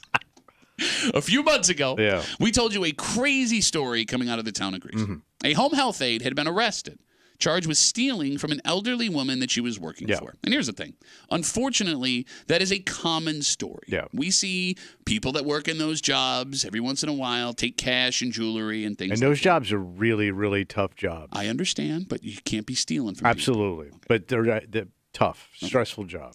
But this home health aide story was different. Alpha Harris, the aide, was accused of using the name and information of a 91-year-old client to buy herself a house. She took out a $300,000 mortgage in the name of this 90-year-old woman without the 91-year-old having any idea. But she didn't steal. She stole the identity. Well, it says also in the story that she overbilled her and took tens of thousands of dollars. Yeah. But she needed a down payment for the house, Pat. Jesus, they don't give those things away. No, actually, they did with her. They gave it away. Harris, the aide, was sentenced yesterday after taking a plea deal. So, Tommy, after taking $62,000 and buying a home in this 91-year-old woman's name, do you want to guess how much time she got? 8 years. 8 years. Kimmy, did you see the story? I did. Okay, so I you did know not. already. Yeah. The home health aide was sentenced to 6 months in jail with 5 years of probation. She also has to pay back the $62,000 that she took. So if you listen to the show on a regular basis, you are aware that Tommy wants to be soft on ladies when it comes to white-collar crime. And this is the definition of that. A woman You committing... always make excuses. Exactly. You good with 6 months? A little late. Oh, a little late. A little late. So I asked you what you thought the punishment would be. What do you think the punishment should be? I thought she'd get like 2 to 5. Even though you just guessed 8. At least like Well, a I full went year. high Okay. because I know most people throw the book. Are you making a voice of a woman who stole a house? Yes, I am. She stole a house. She didn't Question. steal a Bro, no, house. that's like James Bond villain stuff. Like he stole a house and moved into his. She started to make the payments. Well, no, we'll get to that later. Go ahead, Kimmy. Was her husband facing any charges either? Because wasn't he like her security or something? He was hired as a security guard for the woman's home. I don't know if he's facing charges. Okay. I didn't see anything about charges for him. All right, so this is the rare case in the break room where you believe a woman was not sentenced to enough It's time. a little late. But just I went a little it's late. a lot of light. It's a little late. But maybe that. Here's the thing. It is. Maybe it increases the chances that she can pay back that money. Okay, You know what I want to mean? make Like restitution maybe, to this. yeah. woman. Okay. But by the way, Maybe the it woman's helps that 91. situation. What? You said I didn't say anything. She's 90. Well, now she's 92 probably. Okay, she says What does that have to do with anything? Around. Okay, you don't know that. She could live to 110. Yeah, could. Probably not. Okay, for God's sakes, this woman is a victim of a crime. What are like the worst, most despicable crimes you've ever seen? Not the most despicable. They bought a house in her name. She bought a house in her name. But I mean, people like steal like small stuff. They probably get more time, right? What are you even talking about? Or less time. I don't know. I mean, she took a plea, so this is something that they this is a deal that they agreed to. Right? Okay, but like, here's good for her. I mean, she got off. Good for her, not good for her. She did. Phone number is 252-WCMF, 252-9263. This home health aide really effed up this woman's life. And it's possible. Late life. It's possible that it wasn't even the 91-year-old woman that had to deal with it. It could have been her family. Which makes it even worse. Because it's one thing to watch your family member get ripped off, right? That would be infuriating. It's even worse. You have to help them. Yes. No, not help. You would have to do it as I aggressively point at you from the anger that I have. Listen, man, watching my parents' age and knowing what my father, and I'm not saying what this woman did was right. If you say but, I'm going to punch you in the head. But. Oh, my God. He was horrible to work with. Okay. And if my brother called me up and go, hey, something terrible happened to Dad today. And I'm like, who do we tip? Oh, no. Because he was terrible to these people. And they were the sweetest, kindest angel people I've ever seen. Like, I felt so bad for these women. Mm-hmm. Look, I agree with you that it's a tough job. And I agree with you that 99% of the folks who do this job are amazing, fantastic. Yeah. Well, no, not all of them, because I got one here that ain't. I don't think she started out bad. Well, what's her name? Something Alfalfa. Alfalfa. She was one of the little rascals, and she went bad. So then she had I'm close, though. No, kind of. Alpha Harris. I was close with the Alpha. Alfalfa is not close to Alpha. Alpha Harris. Yeah, I just said the name to you. Yeah. Tommy, you know nothing about this woman. You can't say, I think she started off fine. I mean, if she had been doing this for as a career her whole life, I think she came into it with a different mindset. You know nothing. You know nothing about nothing. And it leaves nothing. You got to have something if you're going to give her the time you want to give her. Are you using Billy Preston's philosophy? I am, yes. Nothing. By the way, he wasn't such a good guy either. No, I heard he started off good. He did. Shut up. He did. He was with the Beatles at one point. 252-WCMF, 252-9263. We're talking about the home health aide who we talked about in the news months ago. She was accused of using the name and information of a 91-year-old woman she was taking care of to buy a house in the 91-year-old's name. Police say she also overcharged her, so there's a $62,000 restitution involved in this crime. She got 6 months. 6 months for buying a house in a 91-year-old woman's name. Let's talk to Chris. He's on CMF. Hey, Chris, how are you, buddy? Morning, guys. Hey. I wonder if she had to sell the house. Well, Chris, it's interesting you asked that question because that leads us down another road as to why Tommy's a complete idiot. Chris, you ready? Yep. Okay. So the woman owned the house. The 91-year-old woman, because all the paperwork was signed. No. Okay. The 91-year-old woman. On it, essentially. Yes. Right? It's her house. Okay, it's her house. So she owned the house, Chris, so she had to sell the house. Well, it turns out in the 12 months that this home health aide was living there, some liens showed up on the house. So she took out seconds on the house. Or she wasn't paying for something. She was delinquent. I mean, who knows? We don't know what happened, but there were liens. So Chris, in the hottest real estate market in the history of America, this 91-year-old woman lost money selling the house she didn't know she bought. So they did sell the house then? Yes, but she lost money. So she was upside down on the house? Yes. So is that part of the money it may be, I don't she know. owes? It's okay. possible. So, Chris, there is the answer to what happened to the house. Wow, that's crazy. Right? I mean, it just keeps getting worse, Chris. Chris, let me ask you, having listened to the conversation, knowing what the she's got 6 months that she's looking at in 5 years probation, what do you think is a fair punishment for this woman? I was thinking, like Tommy, the 2 to 3 years. Okay. And had to pay, everything back. Okay. Well, Chris, great to talk to you, buddy. Thank you for the call. I appreciate it. She should have to pay more than what the lady lost, too. I mean, it's possible that's what the $62,000 in restitution is, that's going to make her whole, if she can get the $62,000 out of her eventually. But I thought that's what she had stole on on the top. So of I had initially believed that too, but now that Kimmy brought that up, the story's written kind of vague. I cannot be sure. And Chris, if there's one thing I strive to be, it's accurate. I consider myself a newsman. You do a fantastic job. Shut up, Chris. Thanks for the call, buddy. Have a good rest of the day. Does she go back into healthcare? How could you? Who's going to hire you? Cheaper health. Yeah, it's really cheap until you go, it turns out that I own a second home again. I would hire her if she could score me Robitussin under the teeth. Yeah, she can. She's been stealing it out of your medicine cabinet. Got more Robitussin for you. 252-WCMF, 252-9263. Look, 6 months is not enough time. 2 years is not enough time. 10 years minimum. 10? Yes. Don't give somebody a decade over money. Here's why it's not money. And that's what the issue is here. It's not just money. It's not like this home health aide went into a home safe. By the way, just because you do your dad's face doesn't mean if I was a rich man. This woman would want to be your health aide. It's not like this home health aide went into a safe and took out $10,000 cash, right? She didn't steal jewelry and pawn it. It was manipulating. The balls that it took Kimmy to do what she did. She bought a home in someone else's name, and she thought she was going to get away with this. Yes. And by the way, she was on her way. She was doing all of this while caring for this woman. Yeah.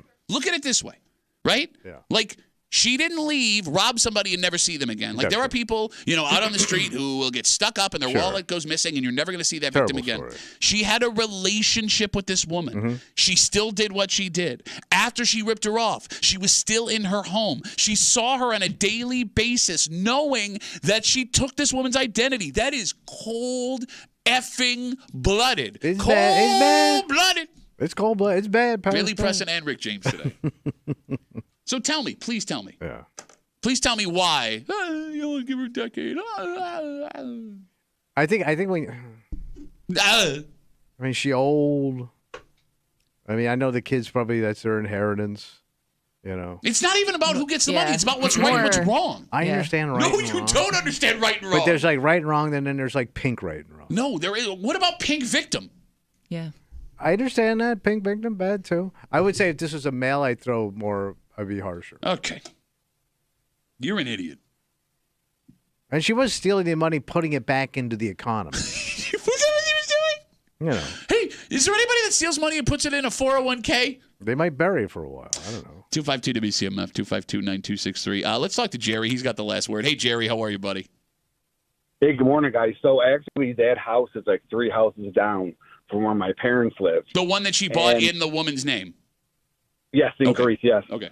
And they sold it to a gentleman that buys houses and flips houses. And he beat him up and bought that house for $235,000. Well, I mean, look, we don't know the condition of the house when it was bought compared to when it was sold in the first place. Again, you got the liens on the house. They got to make whole on that. So I'm sorry, Jerry. Go ahead. I didn't cut you off.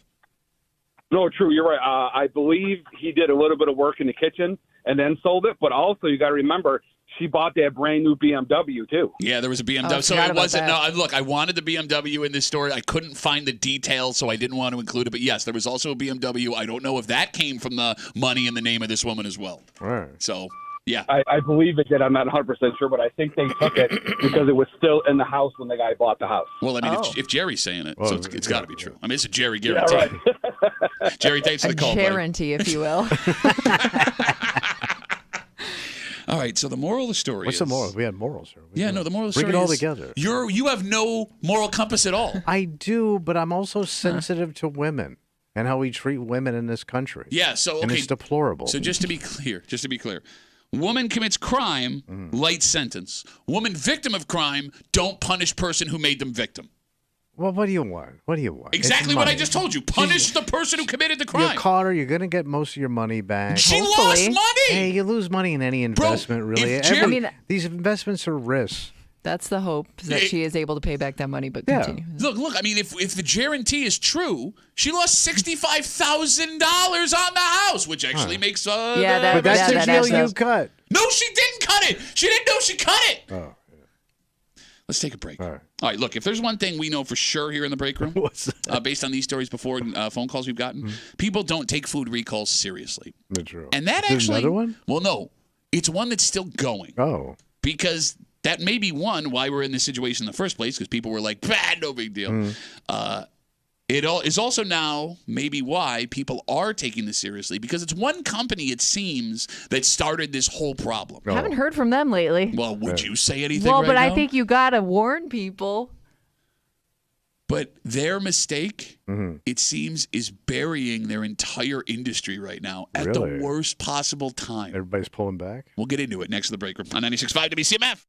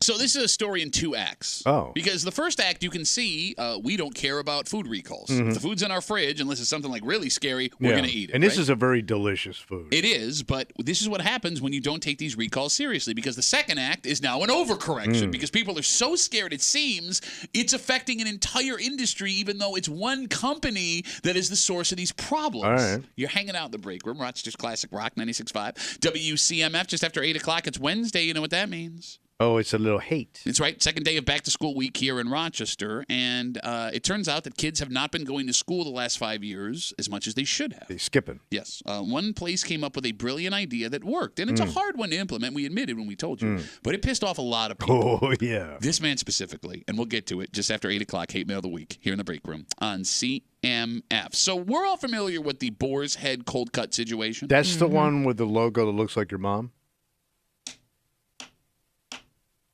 Couple weeks ago, there was a listeria outbreak involving Boar's Head cold cuts. So your cold cuts could give you the trots. More than the trots. They Squirts? can kill you. Oh, really? Death by squirt. So when this happened, folks were being warned, do not eat these cold cuts. Get rid of these cold cuts. With the Boar's Head. Yeah, yes, the Boar's Head cold cuts. And there was even worry about cross-contamination in the beginning because the listeria from the Boar's Head could have gotten onto like the slicer and gotten onto other cold cuts, right? So they were telling people initially, any cold cuts you have, chill out. Some grocery stores stopped selling cold cuts entirely because of this thing. We know that people don't listen to recalls all of course that much. not. Yes, and because of that, a lot of people got sick. 9 people have confirmed died from this listeria outbreak in the Boar's Head Cold Cuts factory. Damn. And they went in and did in the factory? They went and did an inspection in the factory, and it was not good. Not good at all. I got pigsty in here. So here's the thing. I'm not acknowledging what you just said. Cold cut sales have plummeted in the wake of the Boar's Head listeria. Okay, roast beef, your bolognas. Well, Boar's Head makes all of it. Yeah. Right. But I'm saying like all brands. But I'm saying like cold cuts in general, people are just not buying. So period. So Boar's Head specifically, they tanked. Their sales, they've lost a third of their business in the last month. Oh my God. A third of their business. And you understand why. For some reason, by the way, New York has been hit the hardest. Oh. I don't know if we lead the league in Boar's Head cold cuts. Oh, it could be. Love a good deli. But they also are estimating that 10% of the entire cold cut market is gone. Damn. Because people are afraid to eat cold cuts right now because of what's going on. And which is weird because every time you see this story, it always says Boar's Head, Boar's Head, Boar's Head, Boar's Head. And I know in the beginning they said, don't eat cold cuts at all for a little while because of the cross-contamination. But they've come out and said, like, now that's okay. All right, we're back. But it's still scaring people away from buying cold cuts. And it's the worst time of year for people to be scared of buying cold cuts. Back to school. Thank you. Making lunches. Exactly. Right? Cold cuts were made for back to school.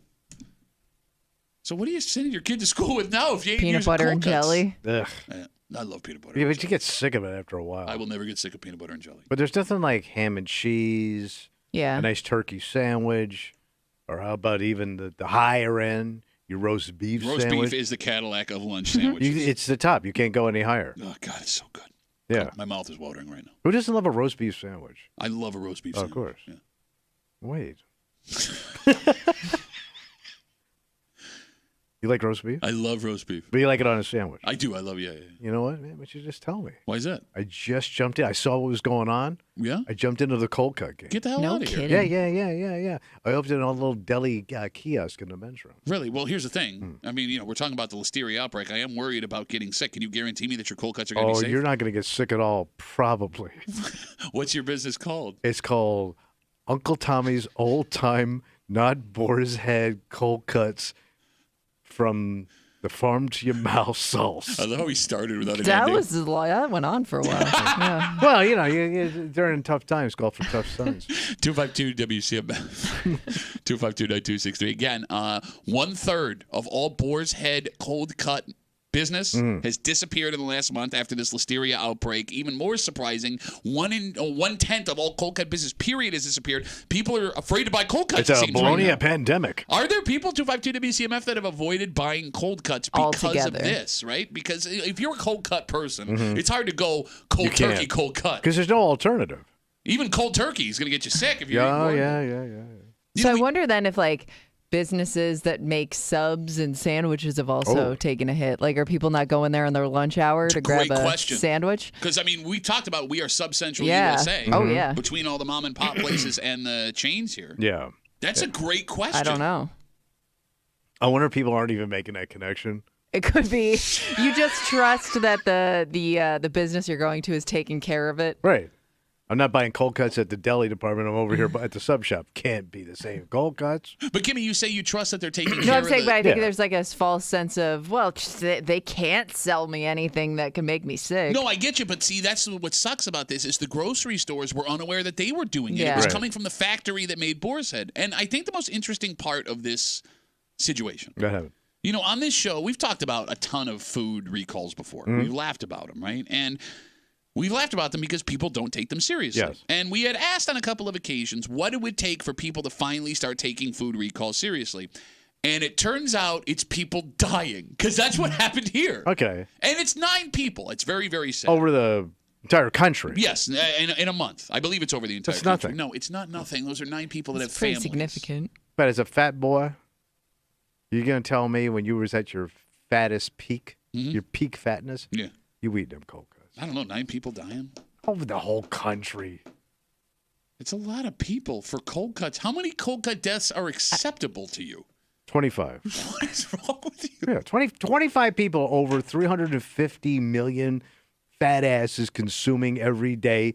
Everything, that's nothing. No, but that's under the assumption that everyone in America is eating cold cuts. And by the way, not everybody dies from getting this disease. This is Some true. people get very mild symptoms. Some people don't even know they had it. You're right, and there are also people who will die that died not knowing they died from that. Yeah. True. There are people that got sick. Now, by the way, when they say the people that got sick, the number, that's confirmed cases who went to the doctor, Yeah. they identified they had listeria, they then traced it back to where they bought the cold cuts from. There could be thousands, maybe more than thousands of people that got sick from this and were completely unaware that's how they got sick because they didn't go to the doctor.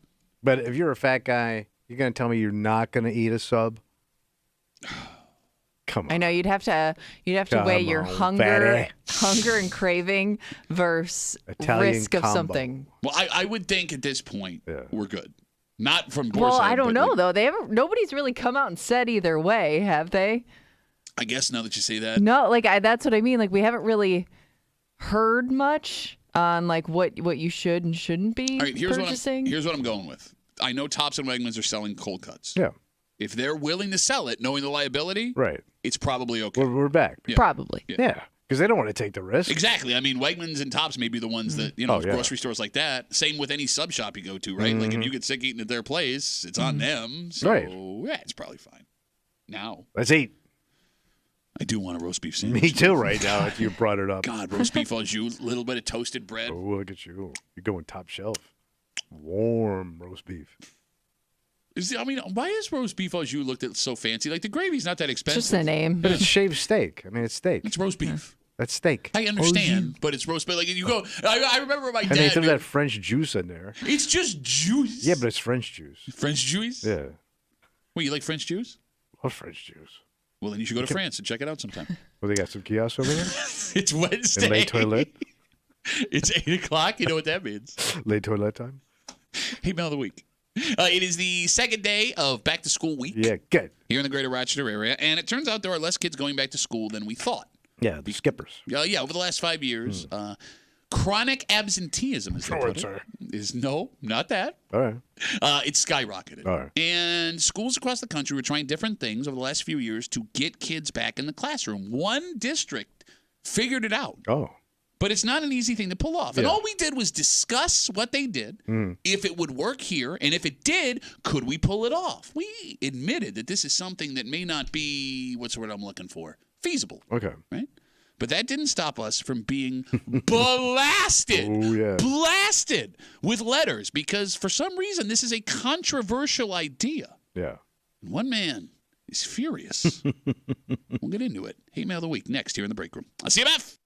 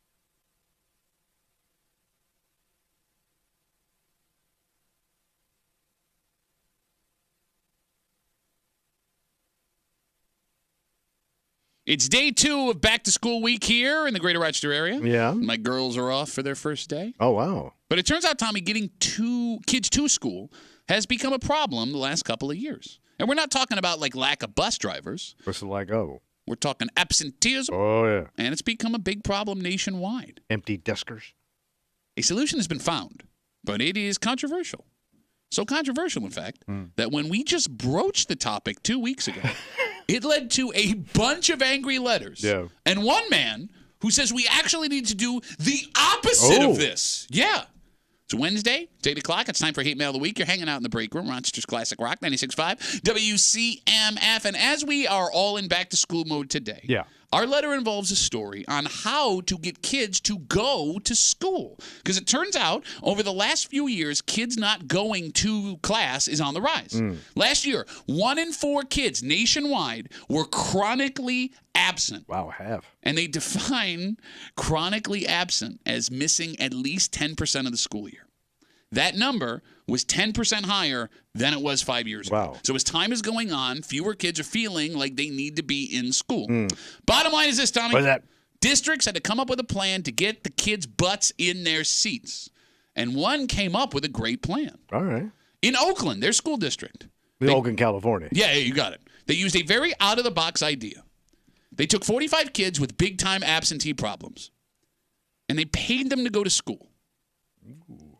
The kids were given $50 a week for perfect attendance. If they missed a second of class, the money was gone for that week. You lost all of it. Also, as part of the program, the kids had to check in daily with an assigned adult employee of the school to talk about their work and how their home life was going. So they had to put out. You got. You don't Put out work. Why did you say work? Why is everything dirty to you? Out of your mouth, everything is dirty. No, put out the work. Thank you. Do your job. Do your work. Put out. So with this program, the district discovered the majority of the kids in it not only vastly improved their attendance, but their grades went way up. So it worked. It worked. All right. And it has people calling for other districts to pay kids to go to school. This story, Tommy, pissed off a lot of people.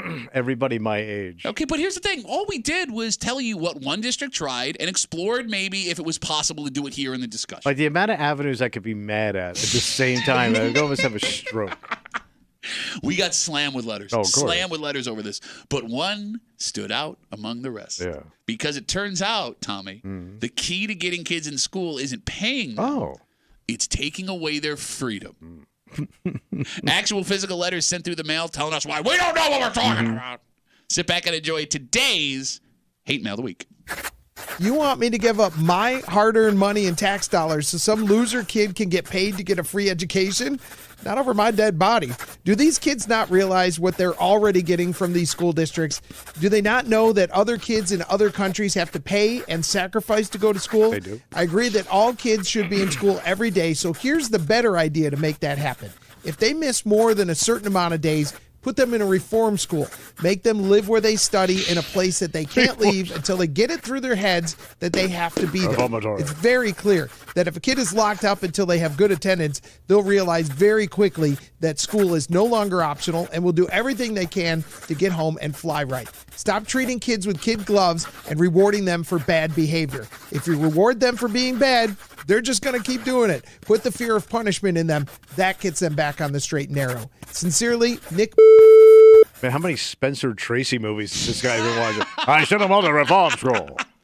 He wants to lock him up. In reform school. Now, for those who are unaware, because that's an old school term. We don't have them anymore. I don't know if they still call them reform schools. So they call them reform school is an old school term for kid jail. Yeah. It was a kid jail. That's what you did.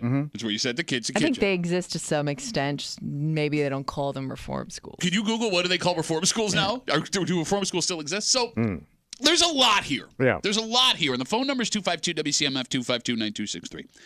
The most amazing part of this letter to me. Yeah. Nick is furious that these kids would pay $50 a week for perfect attendance. He says in the letter he doesn't want his hard-earned tax money going to that. Yes. So his solution is to have the state put them up in a reform school. Yeah, let's open those back up. No, but here's the thing. Let's put aside the fact that reform schools are all kinds of problematic. I'm not good at math, Tommy, but housing, feeding, taking care of a kid every single day sounds like it would be a lot more expensive than $50 a week. Yes. Did that not register with Nick? I don't want to pay this money. Pay for them to live. Yes. Not to mention, I'm sure there are going to be big-time issues with parental rights if you start locking kids up. Yeah, I don't think you can just rip kids out of their house because they didn't go to school. Also, real quick, because I'm in a really petty mood today, my favorite line from this letter, I'll read you the quote. You ready? Right. Quote, stop treating kids with kid gloves. What gloves do you propose we treat kids with? Man gloves. Put up my man glove to handle that child. But why even make the kid glove if you weren't going to use them on the kids? It is a waste of a kid glove. Man glove seems a little too harsh, seeing as how right over here arrested. There's a pile of kid gloves. Yes. What are the kid gloves for? Kimmy, what do they call reform schools now?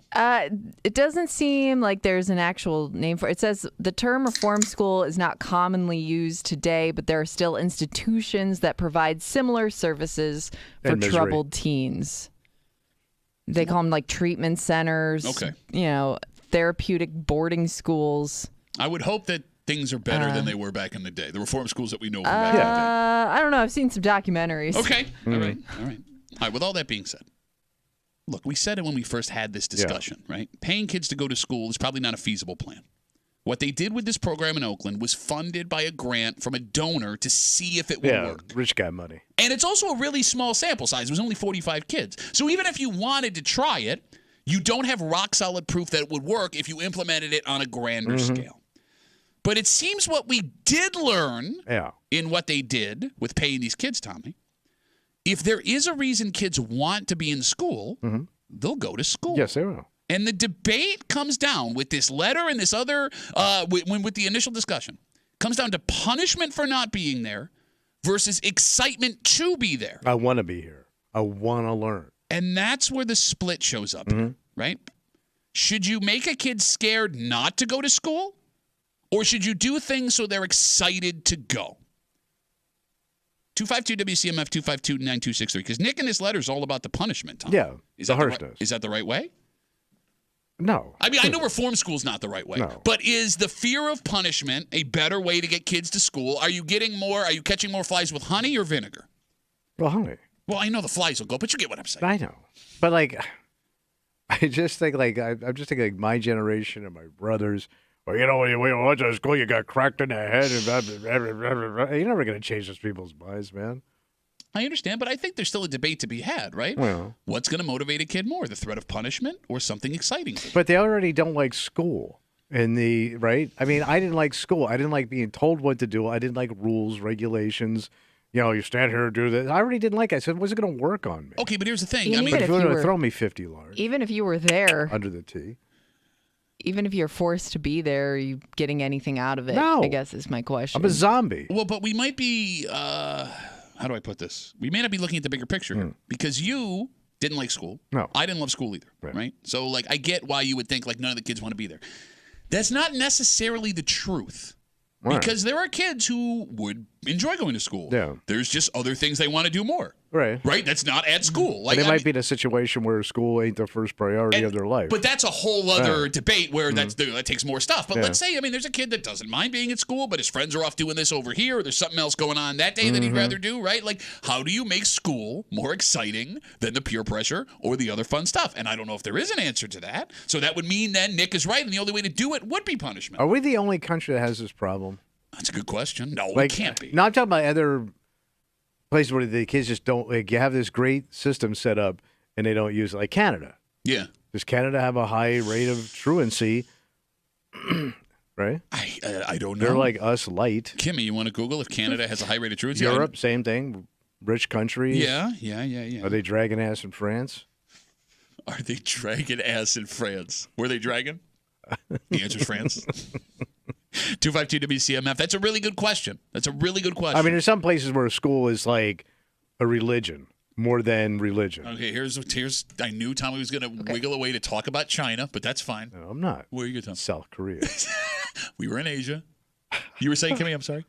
Yes, Canada has a high rate of student absenteeism, which is growing which is a growing educational issue internationally. Hey, so we're all the same boat. Now I feel better. There are like a bunch of articles it cites, like kids missing more school than ever after the pandemic. So it seems like they are also in the same boat.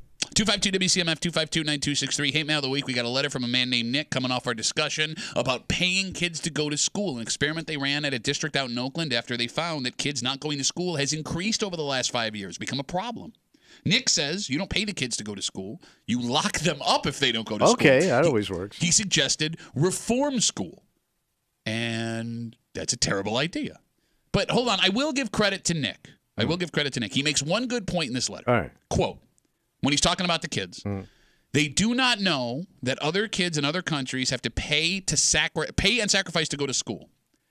It is a godsend that every kid in this country gets a free education. Yes, right? It makes this country great. And you do want them to appreciate it. So look, as much as I think Nick is stupid writing this letter, I understand his frustration when he looks at this and goes, this is free. This is a key to whatever you want to do for the rest of your life, and you don't appreciate it. But you also can't make them appreciate it. No. So is it about 10% or less of the kids are not going to school right now? So 1 in 4 kids last year were chronically absent, which is defined as missing at least 10 days of school a year. So 1 in 4, that's a quarter? But that's 10 days of school a year. All right. So I know when we have this discussion, you're thinking about, well, no, it's still bad. It's still bad. But if we only lost 10 days, I mean, are we overthinking it a little bit? 10 days is a lot of days, man. I miss more than that. I was there and missing school. I went to school and missed school. Let me just stop you right there. If you say anything involving education where you go, well, I was, you should just stop because you're not proving the point you think you are.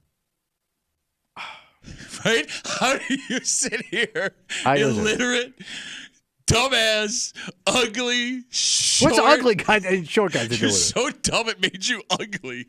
You got dumb all over your face. You can't sit here and be like, oh, yeah, I did it in school. Look at me. I turned out fine. But, I can remember, the big thing was when I was a kid about people that dropped out of school. Sure. Usually, 16, I think in the state of Florida, you could opt to not go to school. And I don't think your parents could stop you. I think you're right. Right. And, I wonder of those kids that did that. High school dropouts? Where they ended up in life. Okay, so you bring that up. Did they completely tank? Did they figure it out? Did they develop some skills at a necessity? And they had to go make it work? Okay. Or obviously someone probably just fell through the crack. Okay, well, look, I mean, you can have that discussion. I see you guys on hold. Do not go anywhere. I want to talk to you. I'm sorry, we're rambling. You can ask the question about the kid individually, which is an important question.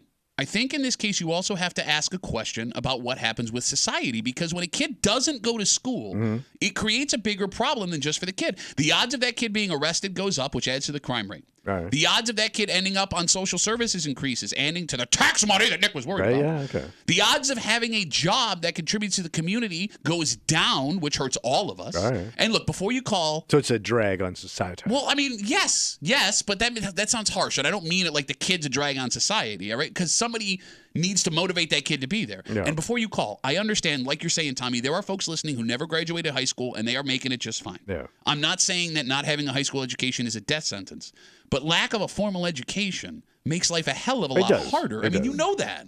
But sometimes school just ain't for everybody. No, and I get it. But I also think that there is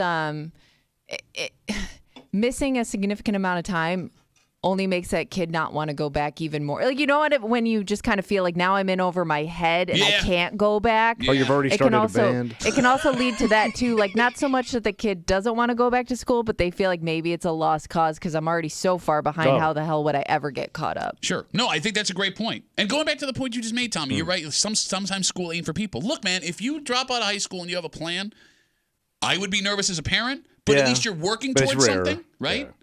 I mean, I don't think that's what they're worried about here. Yeah. 252-WCMF. I'm sorry, we've been going on and on and on. Let's talk to someone who's probably much smarter than us. Who's that? Well, Jennifer's on CMF. Hey, Jen, how are you? Hi. So I definitely agree with incentive for kids to go to school if they're not going. I think that giving them $50 a week is a little ridiculous. But okay, but what's the I'm sorry, go ahead, Jennifer. I'm sorry. Well, I myself, when I was in school back in the day in the 90s, I was one of those kids that didn't go. So my teacher that I had used to give me incentive. If I went for a week, she gave me one of those funky pencils, you know. And at one point, my freshman year, she told me if I went to school for the whole 10 weeks, she would bake me cookies. Man, you're an easy buy. Did you say a funky pencil? Funky pencil. Well, like for a little kid, that might be something. Yeah, you know, like the cool pencils with the cool designs on them. No. How old were you?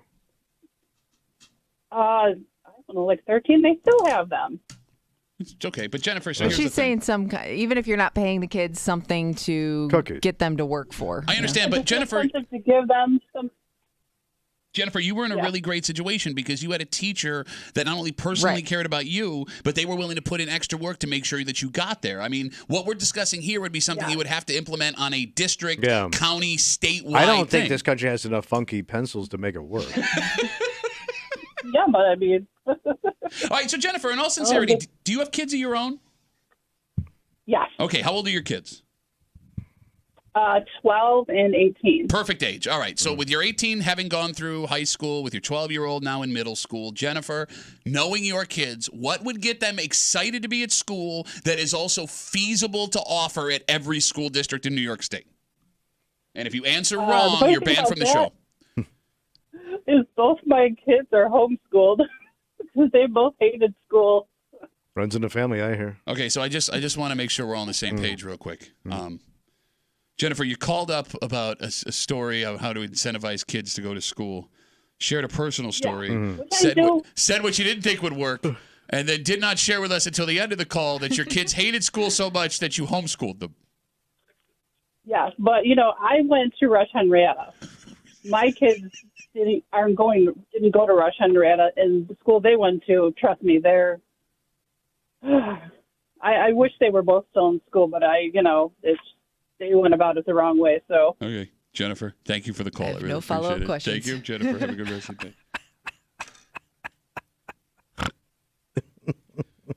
I don't want to be a stickler here, but you thought you would think that information at the end would have been upfront information, you know, for the sake of the conversation. Yeah. Okay, let's take a break. All right. Love thy neighbor. What? Trust thy neighbor. Trust thy neighbor. Okay. Love thy That's neighbor, in the Bible, trust right? thy neighbor. I mean, yeah, that stuff is in there, right? You are your brother's keeper. And the last thing you want to do is live a life where you're suspicious of everybody walking around. No, you don't want to live like that. No. And then you see a story like this. Because a pretty frightening story out in Batavia becomes even more frightening when you find out who the suspect is in this story. Oh. And we have a tendency to overestimate how much punishment, as we figured out this morning, people can get for crimes. But does somebody want to tell me how the hell the suspect in this story is not behind bars for like the next 20 years based on something 20 years based on something he did before the alleged crime happened in Batavia? Wow. We will get to the story and we'll do it next here at the break room on 96.5 WCMF.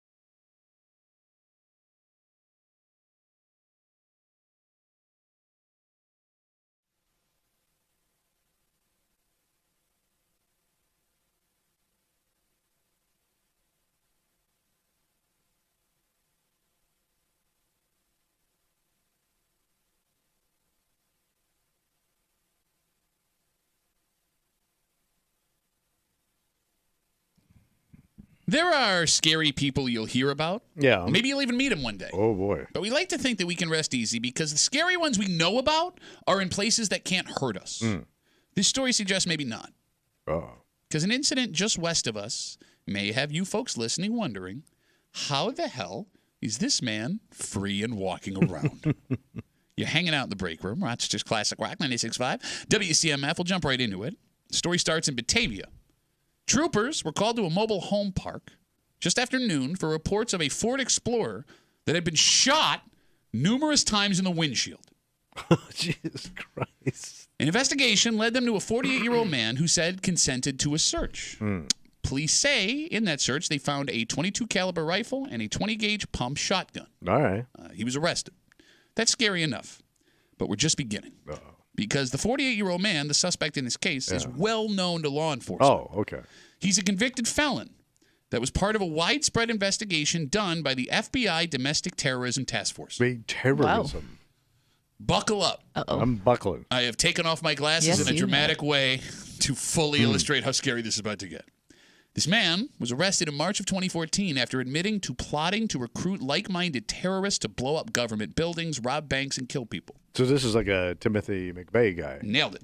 All right. He wanted to attack D.C. and, quote, take back the government by force. Again, he was arrested in March of 2014 for this. He further planned, according to authorities, to conduct 2 to 3 training missions inside mosques prior to getting to Washington. The feds say he wanted to attack these places when they were full of people to kill as many people as possible. All right. The robbing the bank plan was to get funds to purchase additional weapons and ammunition. He went as far as creating a Facebook page called American Insurgent Movement looking for people who wanted in on his plan. So he wasn't going under the radar very much. No, I would think that the Facebook page would be a... Yeah, it's almost like a GoFundMe account. Yeah, they're going to find you. Yeah. All right. Authorities say he was arrested after he met with undercover agents who he believed was going to help him blow up a mosque. All right. He also wrote a manifesto, because you can't do something like this without a manifesto. Yeah. That would just be silly. Where, according to authorities, he said, we, quote, must rebel. There is no other option. Blood and bullets are the only 2 things that will change this world short of divine intervention, end of quote. All right. That's a lot. That is a lot. That is a lot to take in. That's a busy guy. Yes. So we'll just give it a second to sink in what we just said. Okay. Back in 2015, he was sentenced for all of that to 78 months in federal prison with 3 years of post-release supervision. However, according to the Batavia Daily News, it is unclear when he got out of prison and if he is still on supervision. All right. So the phone number is 252-WCMF, 252-9263. I just have one question. What you got? How is this man out of prison and walking around? Well, I mean, you got to release him at some point. He didn't. I understand. Right. I understand. Kimmy, can you divide 12 by 78? Thank you. That's how stupid I am. I don't know how many years is in 78 months. Look, man, there's a bunch of really scary stuff we just talked about back there. And it's scary enough. 6.5. 6.5 years, okay. So that means he would have gotten out if he was sentenced in 2015. He would have been clear in 2021-ish, 2022, and then would have been supervised release. It's scary enough to hear people just talking about the borderline stuff on social media, because you'll see that show up every once in a while. In this case, this man was meeting with undercover FBI agents about a horrific plan that he had. Right. And then he turns up in a trailer park near upstate New York? I mean, that kind of all makes sense to me. Why is that? Like where he ended up does? Yeah, I mean, like, you destroyed your life. I don't know if you're on, like, welfare. You're just in desperation mode at this point? Yeah. Okay.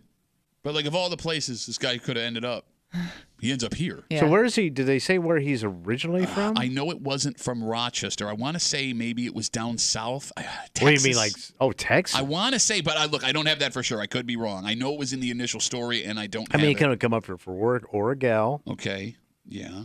By the way, you're not painting the greatest picture for the Batavia Tourism Board. I kind of expected to see a domestic terrorist that was arrested by the FBI show up at a trailer park in Batavia. I mean, it's affordable. Okay. Do you think your domestic dollars your tourism dollars go farther here? Do you think the people that live around him were well aware of his past? Well, maybe if you talk to him. Okay. Well, maybe not. I mean, you could have had some conversations with the guy could have been disturbing. It could have been one of those things where they weren't aware of his past, but when they found out about his past, they said, "Yep, that makes sense." Okay, I get what you're saying.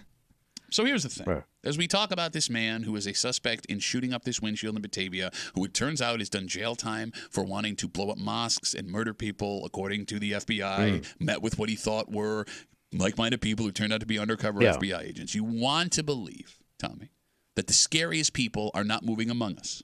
And that can be hard because you have to be caught and identified before you can be arrested, right? So there are people that will do bad that we don't know do bad because no one knows what they're capable of. But when you make it clear what your intentions are, and you go through the system on account of those intentions, I'm having a hard time wrapping my head around how something like this happens, where it's just like, all right, 6 years. Did you learn your lesson? Did you learn your lesson? You know the government that you hated? Well, then they locked you up. That'll probably calm you down a little bit. Well, right? I guess if you haven't really actually done anything, how long can they hold you?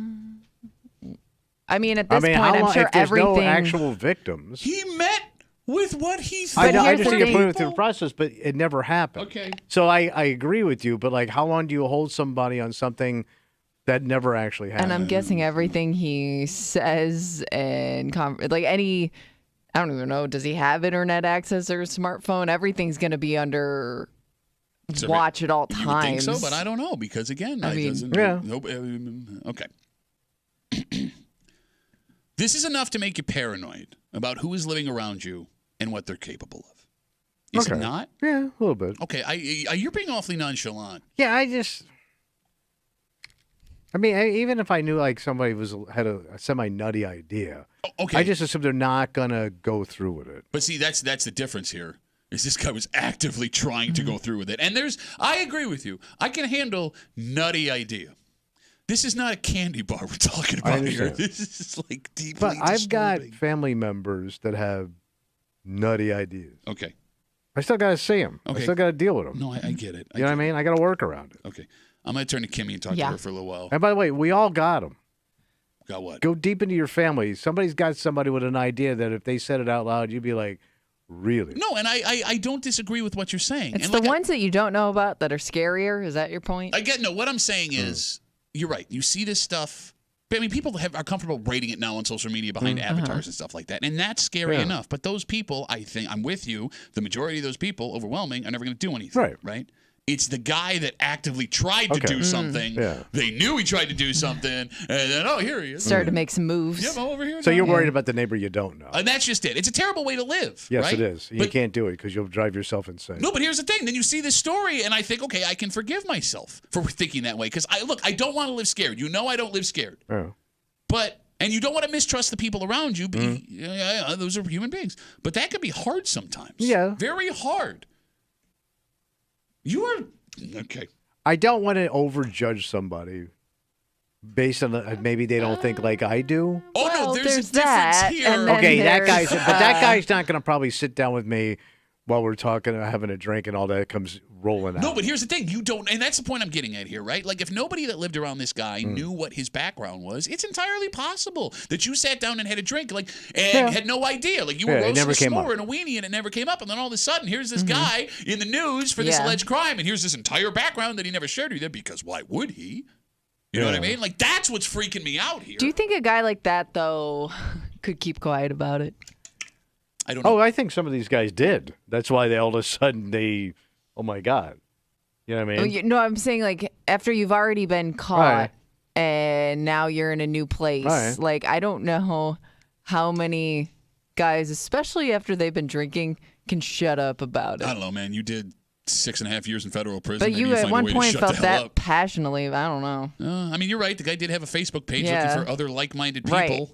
I think you'd still seek that out to some extent. It might come out. You know what I think bothers me the most, other than the whole what he was trying to do thing about this story? Yeah. Again, talking about this guy in Batavia was arrested after police say he shot through a windshield in a trailer park. But it turns out he has this crazy past, crazy the understatement of the century, where he was arrested by an FBI task force, undercover agents who he believed were people that were going to help him blow up a mosque. So it was domestic terrorism. Yes, it was the domestic terrorism task force that arrested him. This story gives a bad name to people who made mistakes in the past and then learned from them. Yeah. Look, there are lots True. of people, and they reformed themselves. Yeah. And again, I don't know Who made the most of their second chance. I don't know if there is a second chance coming back from something like this, but there are lots of people more than you think who are listening, maybe some even listening right now, who did time for things that they regret. Heinous. Yeah. And are now living normal, productive, everyday lives. And I understand why those people will get nervous about who discovers their past, because that judgment can come fast. Right. And it shouldn't be that way, because those people paid debt to society for the mistake that they made. And when I say things that they've done in the past and heinous, I'm not thinking something like this, because I don't care how nice a guy is. If you got this in your past, you don't have an explanation for me. I can't trust your ass. Right? So I don't want to look at someone that's made a mistake, paid their debt to society, and be like, oh, stay away from me. But then this comes up, and it's like, no, I'm a hypocrite. Never mind. I take it back. Yeah. I want no part of this. But let's say this guy, this particular gentleman. Gentleman. Yeah. Now he has a gig somewhere, and you're working next to him. Uh-huh. And you have to work with this guy. Sure. Like, let's say you work close, like I used to cut meat, like you're side by side all day. Yeah. And you're just hanging with that guy. Yeah. You have to hang with that guy. You have to cut meat all day with that guy. Take your breaks, hang out.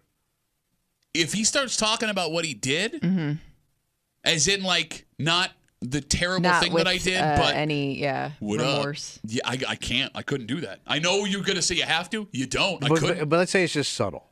What's subtle? I know. Man. You either are or you're not. Oh, man. You see, I'm on the Sunday schedule. It was just something I could do to get out of that Sunday schedule. I'm going to go home and think about that. That's Would the it most bother- subtle of statements ever. Would it bother you more? I don't want to work Sunday. What would bother you more, a guy that jokes about that in their past, or a guy that's just upfront, coming clean about it? I don't know, man. And whether or not I'll take joke guy. No, but I don't know how you could joke about something like that. Like if you let's find out. After going through something like this, if like there's humor in it. I told you, I worked with that serial killer. Nobody knew till he tried to stuff that kid into a compactor. Like, he was a normal guy. Like, nobody knew that dude. He was just kind of quiet. Okay.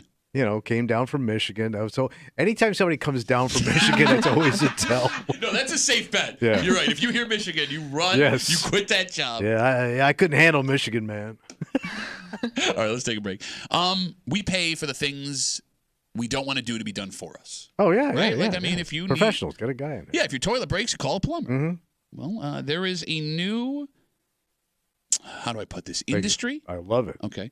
That will take care of one of the most uncomfortable things you may do in your life. Damn. It has blown up in Asia, and it is now showing up in America. And for $200 to $300, you will never have to talk to this person again after it's over. Wow. I'm not talking your girlfriend. I'm not talking your spouse. All right. I'll tell you who we're talking. Where are we talking?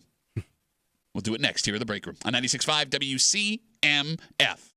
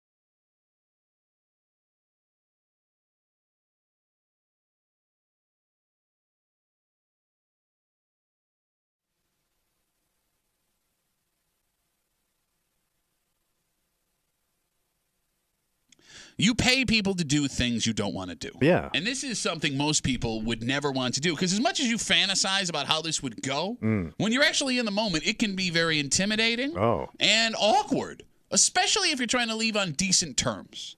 So why not let somebody else do it? You're hanging out in the break room. It's just Classic Rock 96.5 WCMF. There is an industry that has exploded in Asia. What's going on in Asia? Just Japan specifically.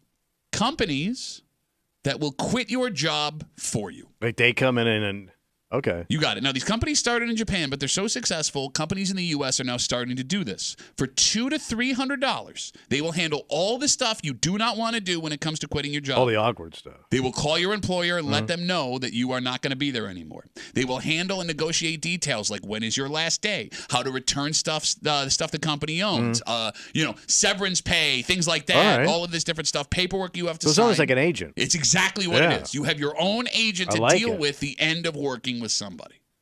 252 WCMF 252-9263. Is it worth it? I would think so. $300. Yeah, you don't have to deal with that stuff. I mean, if you have it, yeah. Okay.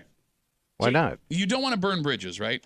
You want to leave on good terms? Well, I think this might help because let's say you're a hothead and you lose your temper. And you say know the yourself. wrong thing. You know how it's going to go. This would take care of that. Okay, but it doesn't feel like hotheads are the people that will use this service, because the hothead don't need that. They want to get in there and let them know where they're quitting. But maybe your wife talks you out of it and use this. Okay, in that case, you're right. Absolutely. I'm thinking it's more the socially uncomfortable introvert. Just want to avoid all conflict. I don't want to deal with it. Yeah, Known hiders. And coward. Yeah. But I'm thinking is having someone else call your boss to say that Tommy Muley is quitting, does that make for a bad taste in the mouth? I would think so. Yeah. Is it disrespectful to not do it yourself? I don't care because I don't want to work here anymore. Okay, but again, you don't want to. And they can't hold it against you anymore because you can't call. I thought they couldn't investigate past employment. No, they can call and ask for recommendation, and the person that calls can't say that guy I hate them. Why you? Yeah, it's limited. Okay, yes. That being said, in every business, especially the one we work in, the odds that you end up working with someone else that you left a job for, it's pretty good. All right. Right? So so the word's out. Exactly. And you burn that bridge, and you end up that person has the opportunity or someone else in management to hire you down the road. You just screwed yourself. And here's the thing. I don't know the answer. Maybe bosses would appreciate that. Maybe they're just as uncomfortable with that conversation as you are. Yeah. Dealing with a third party maybe it's the best option. Oh, you just, again, you're just looking for it to work. But I guess it would be different if you're going to quit. I would think your boss, let's say your boss or your company, whoever, decides they want to do what they can to keep you. You may not. Wouldn't you rather have that conversation with them? Because just because you're quitting doesn't necessarily mean you hate that job. It just may mean you have a better opportunity elsewhere. Okay. And if that job, if you go face to face and say, hey, I think I'm done here, I'm moving on to something else, and they may have an opportunity to counter to try to keep you. Whereas if you have somebody else do it for you, they may say, okay, well, screw you. Oh, that's a good question. I guess it depends on what services this person offers. Because if they're acting on your agent, maybe they come back and go. But maybe your boss might see that as the coward move, and maybe they may not want to counter after that. So let's say you're leaving, and you were a good employee. But you leaving is really screwing over the company. Okay. You're going directly to the competition, something like that. This would be perfect for that. Yeah, it would. Yeah. Because I'm not leaving because I was a bad employee. This opportunity over here presented itself, and it's going to shaft you hard. Jeez. Why did that sound so hard? Yeah, because you put hard at the end. So I got rent bend over, buddy, and we'll take care of business. For God's sake, chop, chop. Man. 252 WCMF. Companies that started in Japan and got so popular, they're starting to move to the U.S. for $200 to $300. Someone will quit your job for you. They'll call the employer, let them know you're leaving, handle, negotiate the details like your last day, how to return the stuff that they need to get back, what paperwork has to be signed. There doesn't have to be an excuse because you're not talking to them. I would understand in a big city how this would be beneficial. Right, because you can move on and never see that person again. You're going to run into your boss in Rochester again at some point. You're going to see people them. you worked with. Yes. So, you're going to eventually have that awkward interaction, even if you don't want to have that awkward interaction. Right? Yeah. I also feel like this opens up a huge door for scammers.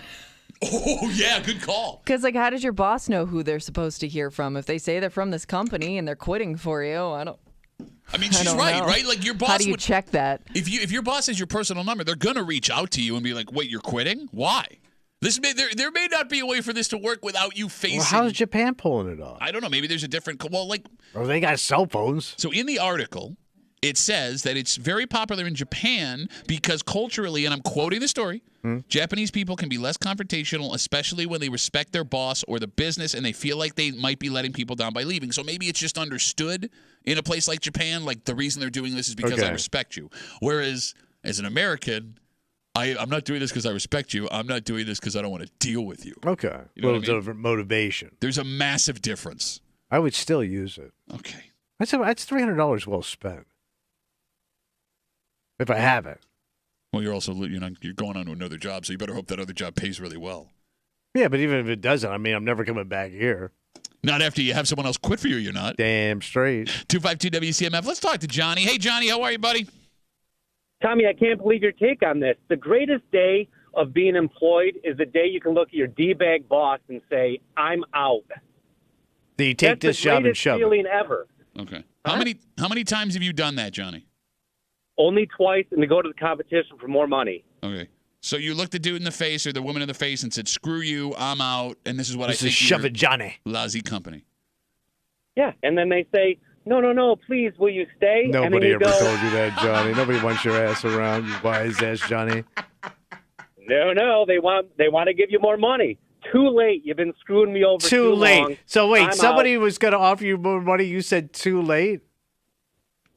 Exactly. I was getting more money still at the other company. No, even if you matched it, I'm still out because you've been screwing me over this whole time. I love how Johnny just did a one-man play for everybody. Oh, I'm quitting. No, please stay. No, man, but I'll give you more money. No, you've been screwing me over. And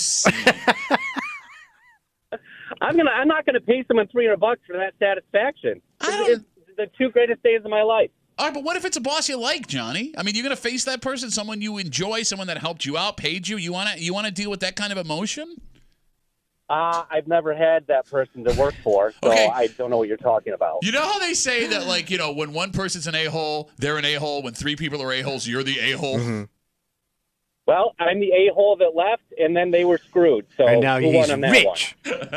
Johnny, thanks for the call, buddy. Have a good rest of the day. That's what I mean, man. It ain't the hothead that's hiring this guy. It's the Johnnies? Yes, the Johnnies are not hiring this guy. Johnnies want that interaction because they think they're getting one over. And here's the thing. He wants that double bird out the door. And I get the great feeling of take this job and shove it, right? I understand why that would feel, freeing. I do find it funny. Maybe we are inflating in our heads how devastated the bosses are when we leave. Our value. Yes. Yeah. Because, I mean, you're like, oh, that sucks. All right, on to the next one. Everybody's replaceable. Yeah. I know it's harder sometimes than others, but like there's a reason why. Life goes on. Yeah. I would argue you're screwing over your coworkers more than your boss. Your coworkers are going to feel the effects of you not being there probably more than your bosses. Briefly. So now I got to pay $300 for this person to go talk to every one of my coworkers? No. They really respected you, and they're going to miss you a lot. Tommy, would you argue that sex is the most important part of a relationship? It's. I would say yeah. Okay. All right. So The then big part, yeah. sexual experience would also be important. Well, yeah. You want it to be a nice ride. There is a woman who is the feature of a profile article. She's not a famous woman, but she is unique. Okay. Oh, she got a little something different? Well, that's just it. Like, it's different, but it's the way it used to be.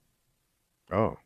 When back when people respected themselves and their bodies. So old school. Yeah, because, like, I don't know how people are going to come down on this. There are going to be people who look at this and go, she's doing the right thing. Are they coming down at all on it? There are people that are going to, you're going to come down. Some states forbid that. I'm looking at you, Georgia. You're going to look at this woman and think she's nuts. But you're not going to be able to tell me why. Oh. Because she is living a different sexual lifestyle. Wait. There's like but we're going back. It's not new. We're going back. We're going way back. What do you say way back? How far way back in? 1950s? Oh, man. We'll tell you what's unique about this woman and why you'll feel this is strange, but not know. We'll get into it next here in the break room on CMF.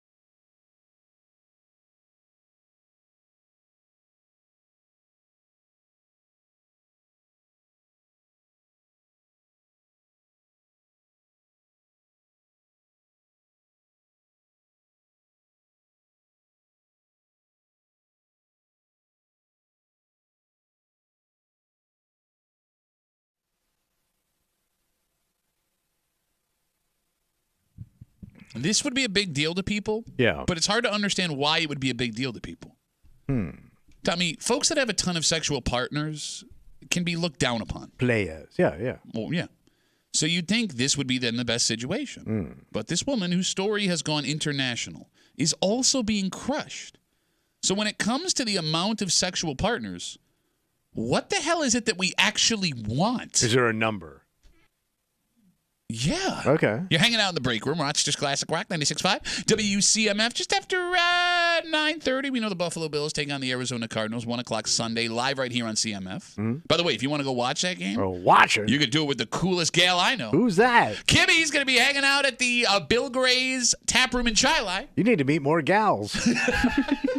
Go hang out with Kimmy, the WCMF Home Field Advantage at Bill Gray's Tap Room in Chili with Kimmy and your friends from 96.5 WCMF. But the Bills, a franchise that's worth a lot of money, but not even close to the top franchise. And when you find out what this franchise is worth and really think about what they've accomplished over the last 30 years, it's going to blow your mind. All right. Just after 9:30 here in the break room on CMF. So, story in the New York Post that's gone international about a woman named Lauren. What's Lauren's up to? Well, they do a profile on her. She's not famous, but she's gone viral because the 33-year-old woman is living a unique lifestyle. Uh-oh. She's a virgin. Oh. She's a 33-year-old virgin. Now, it doesn't say forever. It doesn't say that she has plans to stay a virgin forever, but she's 33 years old, and she's a virgin. She's attractive. She has her life together. She says she's not religious. She's just never had sex with anyone. But why? Quote from the article. I'm a virgin. I'm not traditional. I'm just very content on my own. So she doesn't date? No, she dates. But nobody gets to go. She just hasn't had sex with anybody. So they're just banging the rim and that's it?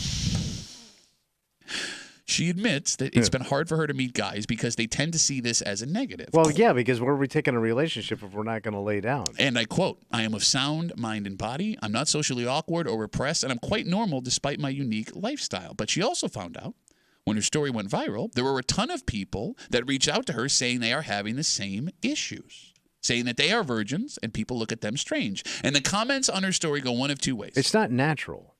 Either, Kimmy, folks congratulate her for holding out, but those people seem to be religious, or folks are saying she made a mistake and they wouldn't want anything to do with a 30-year-old virgin. Why is it not natural?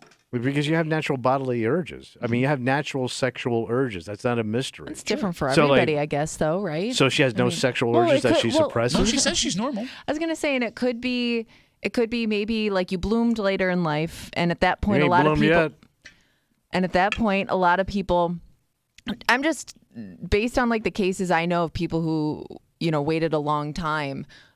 It was almost like they felt like they were behind everybody else, and it was more intimidating to them as an adult. So it was kind of like they really wanted to make sure they were comfortable around somebody before taking that step.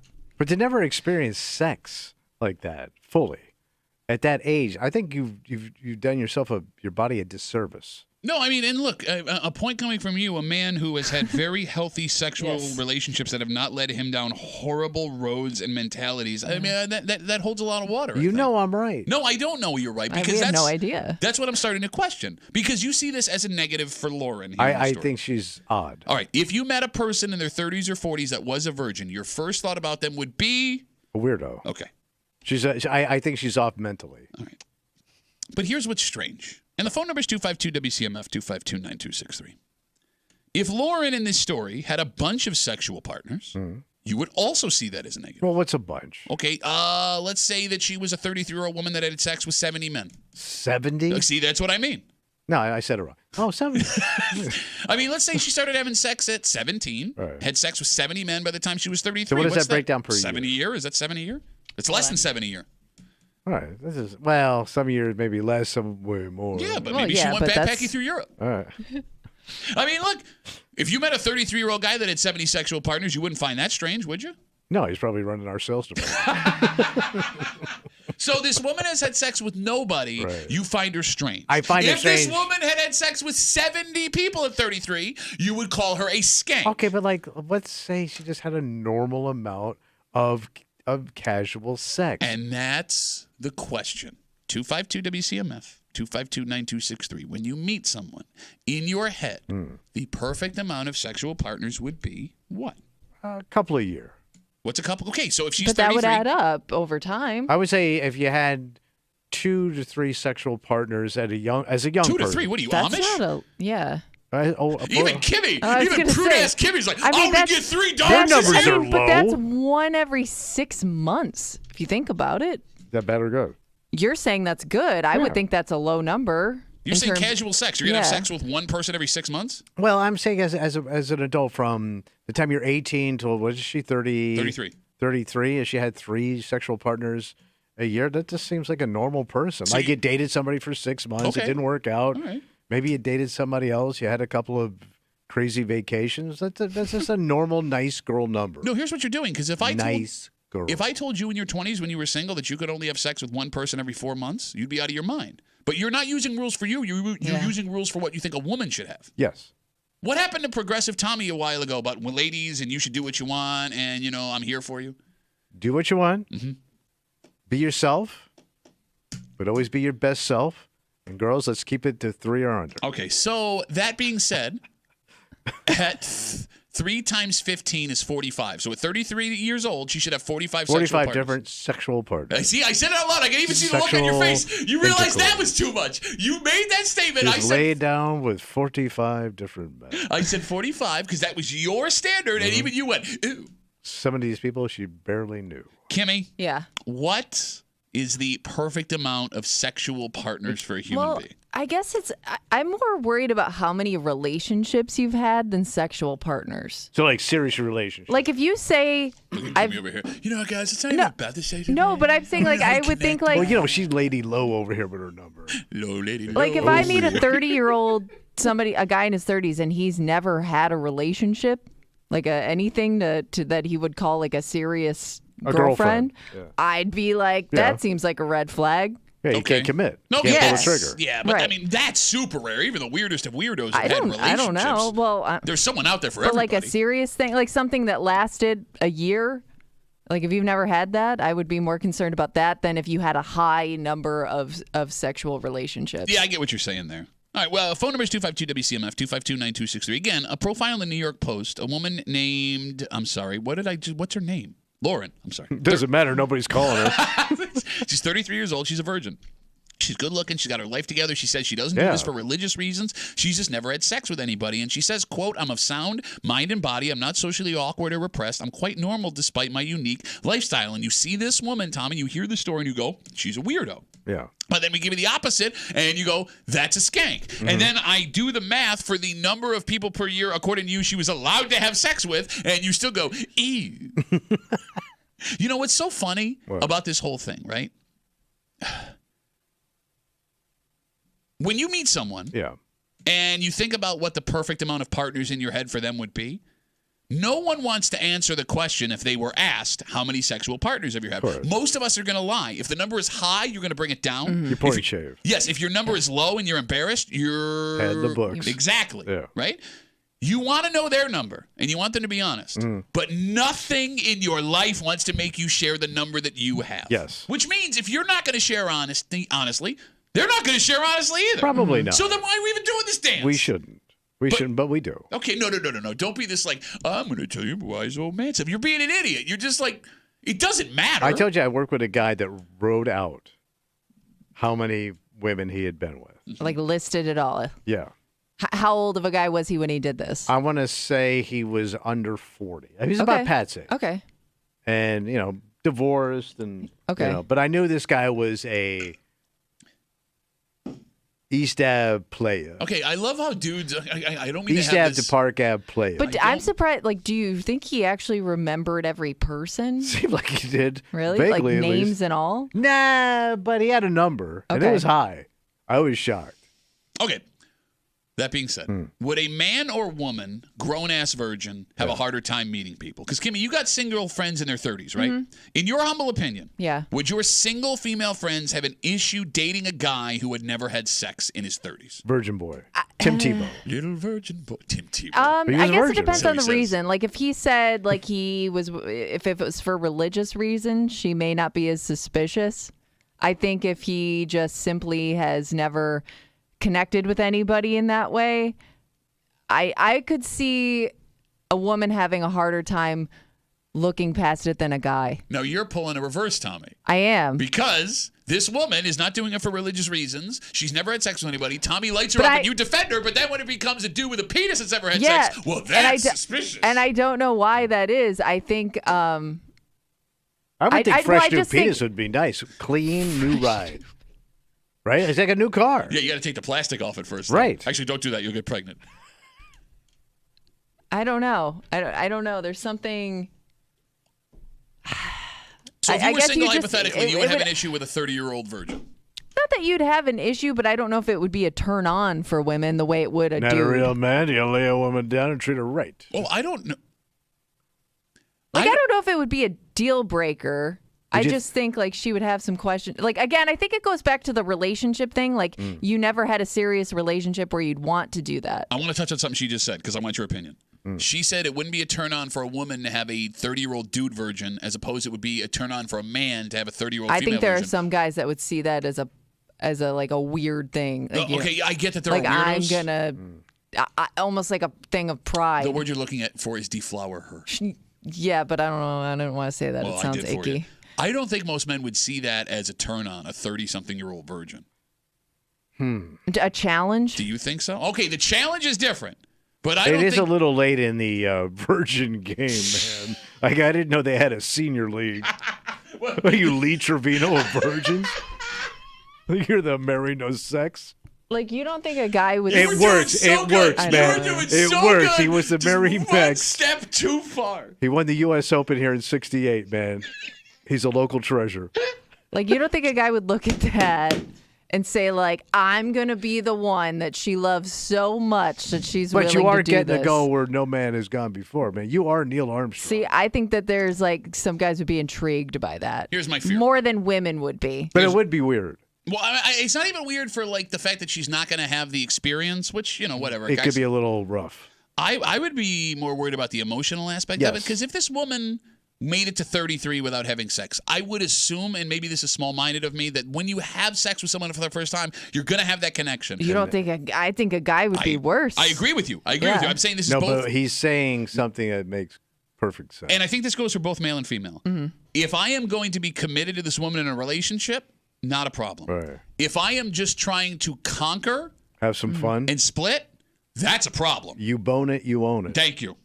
Preach. And I hate to say it that way. But, I mean, he's right. It's a scientific term. He says term. with his legs crossed. Like, what, guys? It's a scientific term. I would be afraid if I'm having sex with a woman that was a virgin. She's calling you the next day. Next day, next 5 years. Yeah. I would also think, though, if you are somebody that is committed to trying this, you're going to be with this woman for quite some time before that happens. You are giving guys way too much credit, because when you say the challenge part, you're right. There are guys who would see this as a challenge if they could get in, and then when they got in, the excitement's gone. Right, the challenge is over. My point is that challenge is going to last a long time. Maybe. Depends on how smooth that is. Yeah, I mean, things can happen fast. I doubt it. Hey, baby girl. I doubt it. She's held out this long. I mean, yeah. I'm thinking like, come on. I'm thinking you got to be pretty special and pretty committed to this relationship before she actually I married decides. a doctor. What, you think I can't handle this? And by the way, once you get her, like, let's say you get her over to your house and we're hanging out, we're having a nice time, I'm figuring, all right, I cracked the code. Just because she came over? No, but if I feel like Kimmy's right about that. You're an idiot. You don't know. You don't know. How many women did you feel like you cracked the code and she's like, all right, goodbye? Like, don't pretend that didn't happen 70% of the time. I always do. As soon as I got into my apartment or my house, I was going to get some. Okay, and that's what worked out. Not with a woman who That's has never serial had sex. killer. You always go to that. As soon as I get her in my house, I knew it was You can never get him into the basement. I think it's going to take a little more effort than getting her at your house. Oh, no. I get him in a house. I'm not talking about that. I'm talking about this woman. I'm trying to save you from I'm yourself. the Earl Shive of closing a deal, man. Nobody got that. He could paint any car for $19.95. What do you He think? drove that car in. He was putting his paint on it. I'm saying, I get him in the door. I'm putting my paint on it. What do you think? Like you're going I'm shiving them thighs. You're gonna open up your door, kick off your shoes to your empty house, show her your imported Japanese socks, and she's gonna be like, "Well, Done. That does it. How do you think the Japanese get laid? That's exactly how most Japanese guys get laid. 252 WCMF. We're talking about this profile that has gone international on this 33-year-old woman. Her name is Lauren. She's a virgin. That's the only reason they did this article about her. She's a 33-year-old virgin. She is happy. She said she's attractive. She got her life together. She's not religious. She just has never had sex with anyone. And she says it's a problem with her meeting guys. And what we're having discussions about is the exact amount of sexual partners, right? And if this would be bothersome. Let me ask you this. Let's make it personal, all right? All right.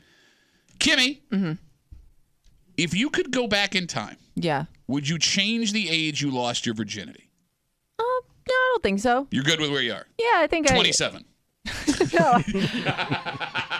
I don't feel like I lost it too early. I don't feel like I lost it too late. I just think it was like just that time and that age where, and you were like comfortable with the person. It was just like that coming of age kind of story. Tommy, if you could go back and change the age you lost your virginity, would you do it? No. Why? It was fun. I mean, that whole adventure the first time at my age, it was. I'm sure her experience was horrible. No, my experience was phenomenal. Well, I think neither of you, if you both lost your virginity together, I don't think either of you really know. I thought you were talking about Tommy and I for a second. No, but I'm saying like you're saying it was good for you. Pat in a bottle. Oh, for God's sake! Oh! No, but I'm never gonna be able to listen to Jim Croce ever again. So like the girl that I laid down with, she was also a virgin. Right, but I'm so saying, like we were doing this thing together. Yeah, and that's what I'm saying. You're saying it was good for me, bad for her, but I'm like neither of you really knew what it was supposed to be like. So I don't think it was. You always assume it was bad for her, and she might think like this is exactly how. It's never going to be exactly how you picture. All right, it. when I say she was a virgin, she was a Florida virgin, which she only was with like 5 guys. It's a 5-guy Florida virgin. I'm surprised that both of you are cool with the age you lost your virginity. Yeah, I mean, what? You're not? How old were you? I was 14. Okay, that's perfect time for a young boy to get that experience. Was she also 14? Yeah. I don't know. Well, no. I was just asking. Well, no, I'm sorry. Whenever age comes up, like guys go, yeah, of course, Jesus. Yeah, no, we were freshmen in high school. All right. And it was too young. It was definitely too young because the second it happened, all I ever thought about from that moment on was having more sex. Yeah. Like it's going to happen no matter. But don't you think you would have been thinking about that anyways, right. like leading up to losing your virginity? So here's the thing. I knew that, like, penis was like fun time, right? Oh, yeah. Like, okay. But like my entire focus of my life after experiencing sex for the first time was I got to do that again. Yeah, me too. Right. Yeah. And like I mean, there was a drive to have it in the first place, but it wasn't all consuming. Right. So like I do wonder, and maybe this is just me being arrogant. Had I not had sex till I was like 16, 17 years old, would I have been like? Would my life have been different? Like, would I have had other hobbies? Like it affected like your schoolwork? I know. I mean, look, I was dumb, but I'm talking about like other stuff, right? Like I'm telling you, everything that I breathe. So you would have pushed it up 2 years. 16, I think, is like 16, 17, yeah. Because I just felt like I just thought it was like a major accomplishment. Yeah, I did too. But like I was glad I did it. You know what I mean? Like that happened. All right, I'm in. That was like, man, you in the club now. Yeah. You part of the club. But it's funny, like all the guys that like welcome you to the club, half those guys were lying they had sex anyway. Yeah, true. Yeah, my girlfriend lives in Canada. We have Canadian sex. But that's what I mean. Like there was this race. I mean, there was the race to get laid. Yeah, it's like the space race. Like it's like 1969. We're all trying to get to the moon. But you couldn't trust any of those other astronauts. But you kind of did. Like you were buying into the jive. Like you were behind or something like that. I also remember like going to school. And this is terrible. Like going to school and telling other guys that I nailed it. Oh yeah. I mean, like you're right. It is terrible. But that was like but what I we think did. she probably talked about it too. Oh no, this girl kept mine a secret. I'm not talking about you. I'm talking about the girl Tommy. Or she left town. Well, we were at the train station. You got any more Lee Trevino jokes? No, that's a good question. I never thought about that because you're right. Little boys, that is terrible. Yeah, yikes. Guys, teenage boys, if they have sex, will run in and tell everybody what they did, right? And I didn't even know that was the wrong thing to do back in the day. Yeah. Do women? Yep. Because I will never forget my friend who had, she was the first to have sex and like. How old? probably like a freshman in high school, I would guess. Yeah, and I like her description of everything was intriguing but terrifying at the same. Like it's just like, you know, she's also figuring out too. So like, and her telling us stuff that probably wasn't like correct. You know, it wasn't good what you were hearing. No, I mean. I don't know. I don't want to get this person in trouble. No, but I'm saying, like, did it turn you off, or did it make you more curious? Like I said, like it was intriguing as a teenager because this is your first window into an actual experience. Of being an you know adult. what I mean? Yeah. There's nothing more adult you can do. You have a lot of weird questions for that person, but yeah, like a girl's gonna run to her friends and tell her all about it. Okay. Well, I wasn't sure if that. Look, and also, like, don't forget, she has nothing else to compare it to. I understand. No, I wasn't sure if there was more shame for girls because of the way that girls are looked at as opposed to boys, right? And that's the whole crux of this conversation, right? Like this woman at 33 is a virgin and she's weird. Woman, if she had 70 sexual partners, she's weird.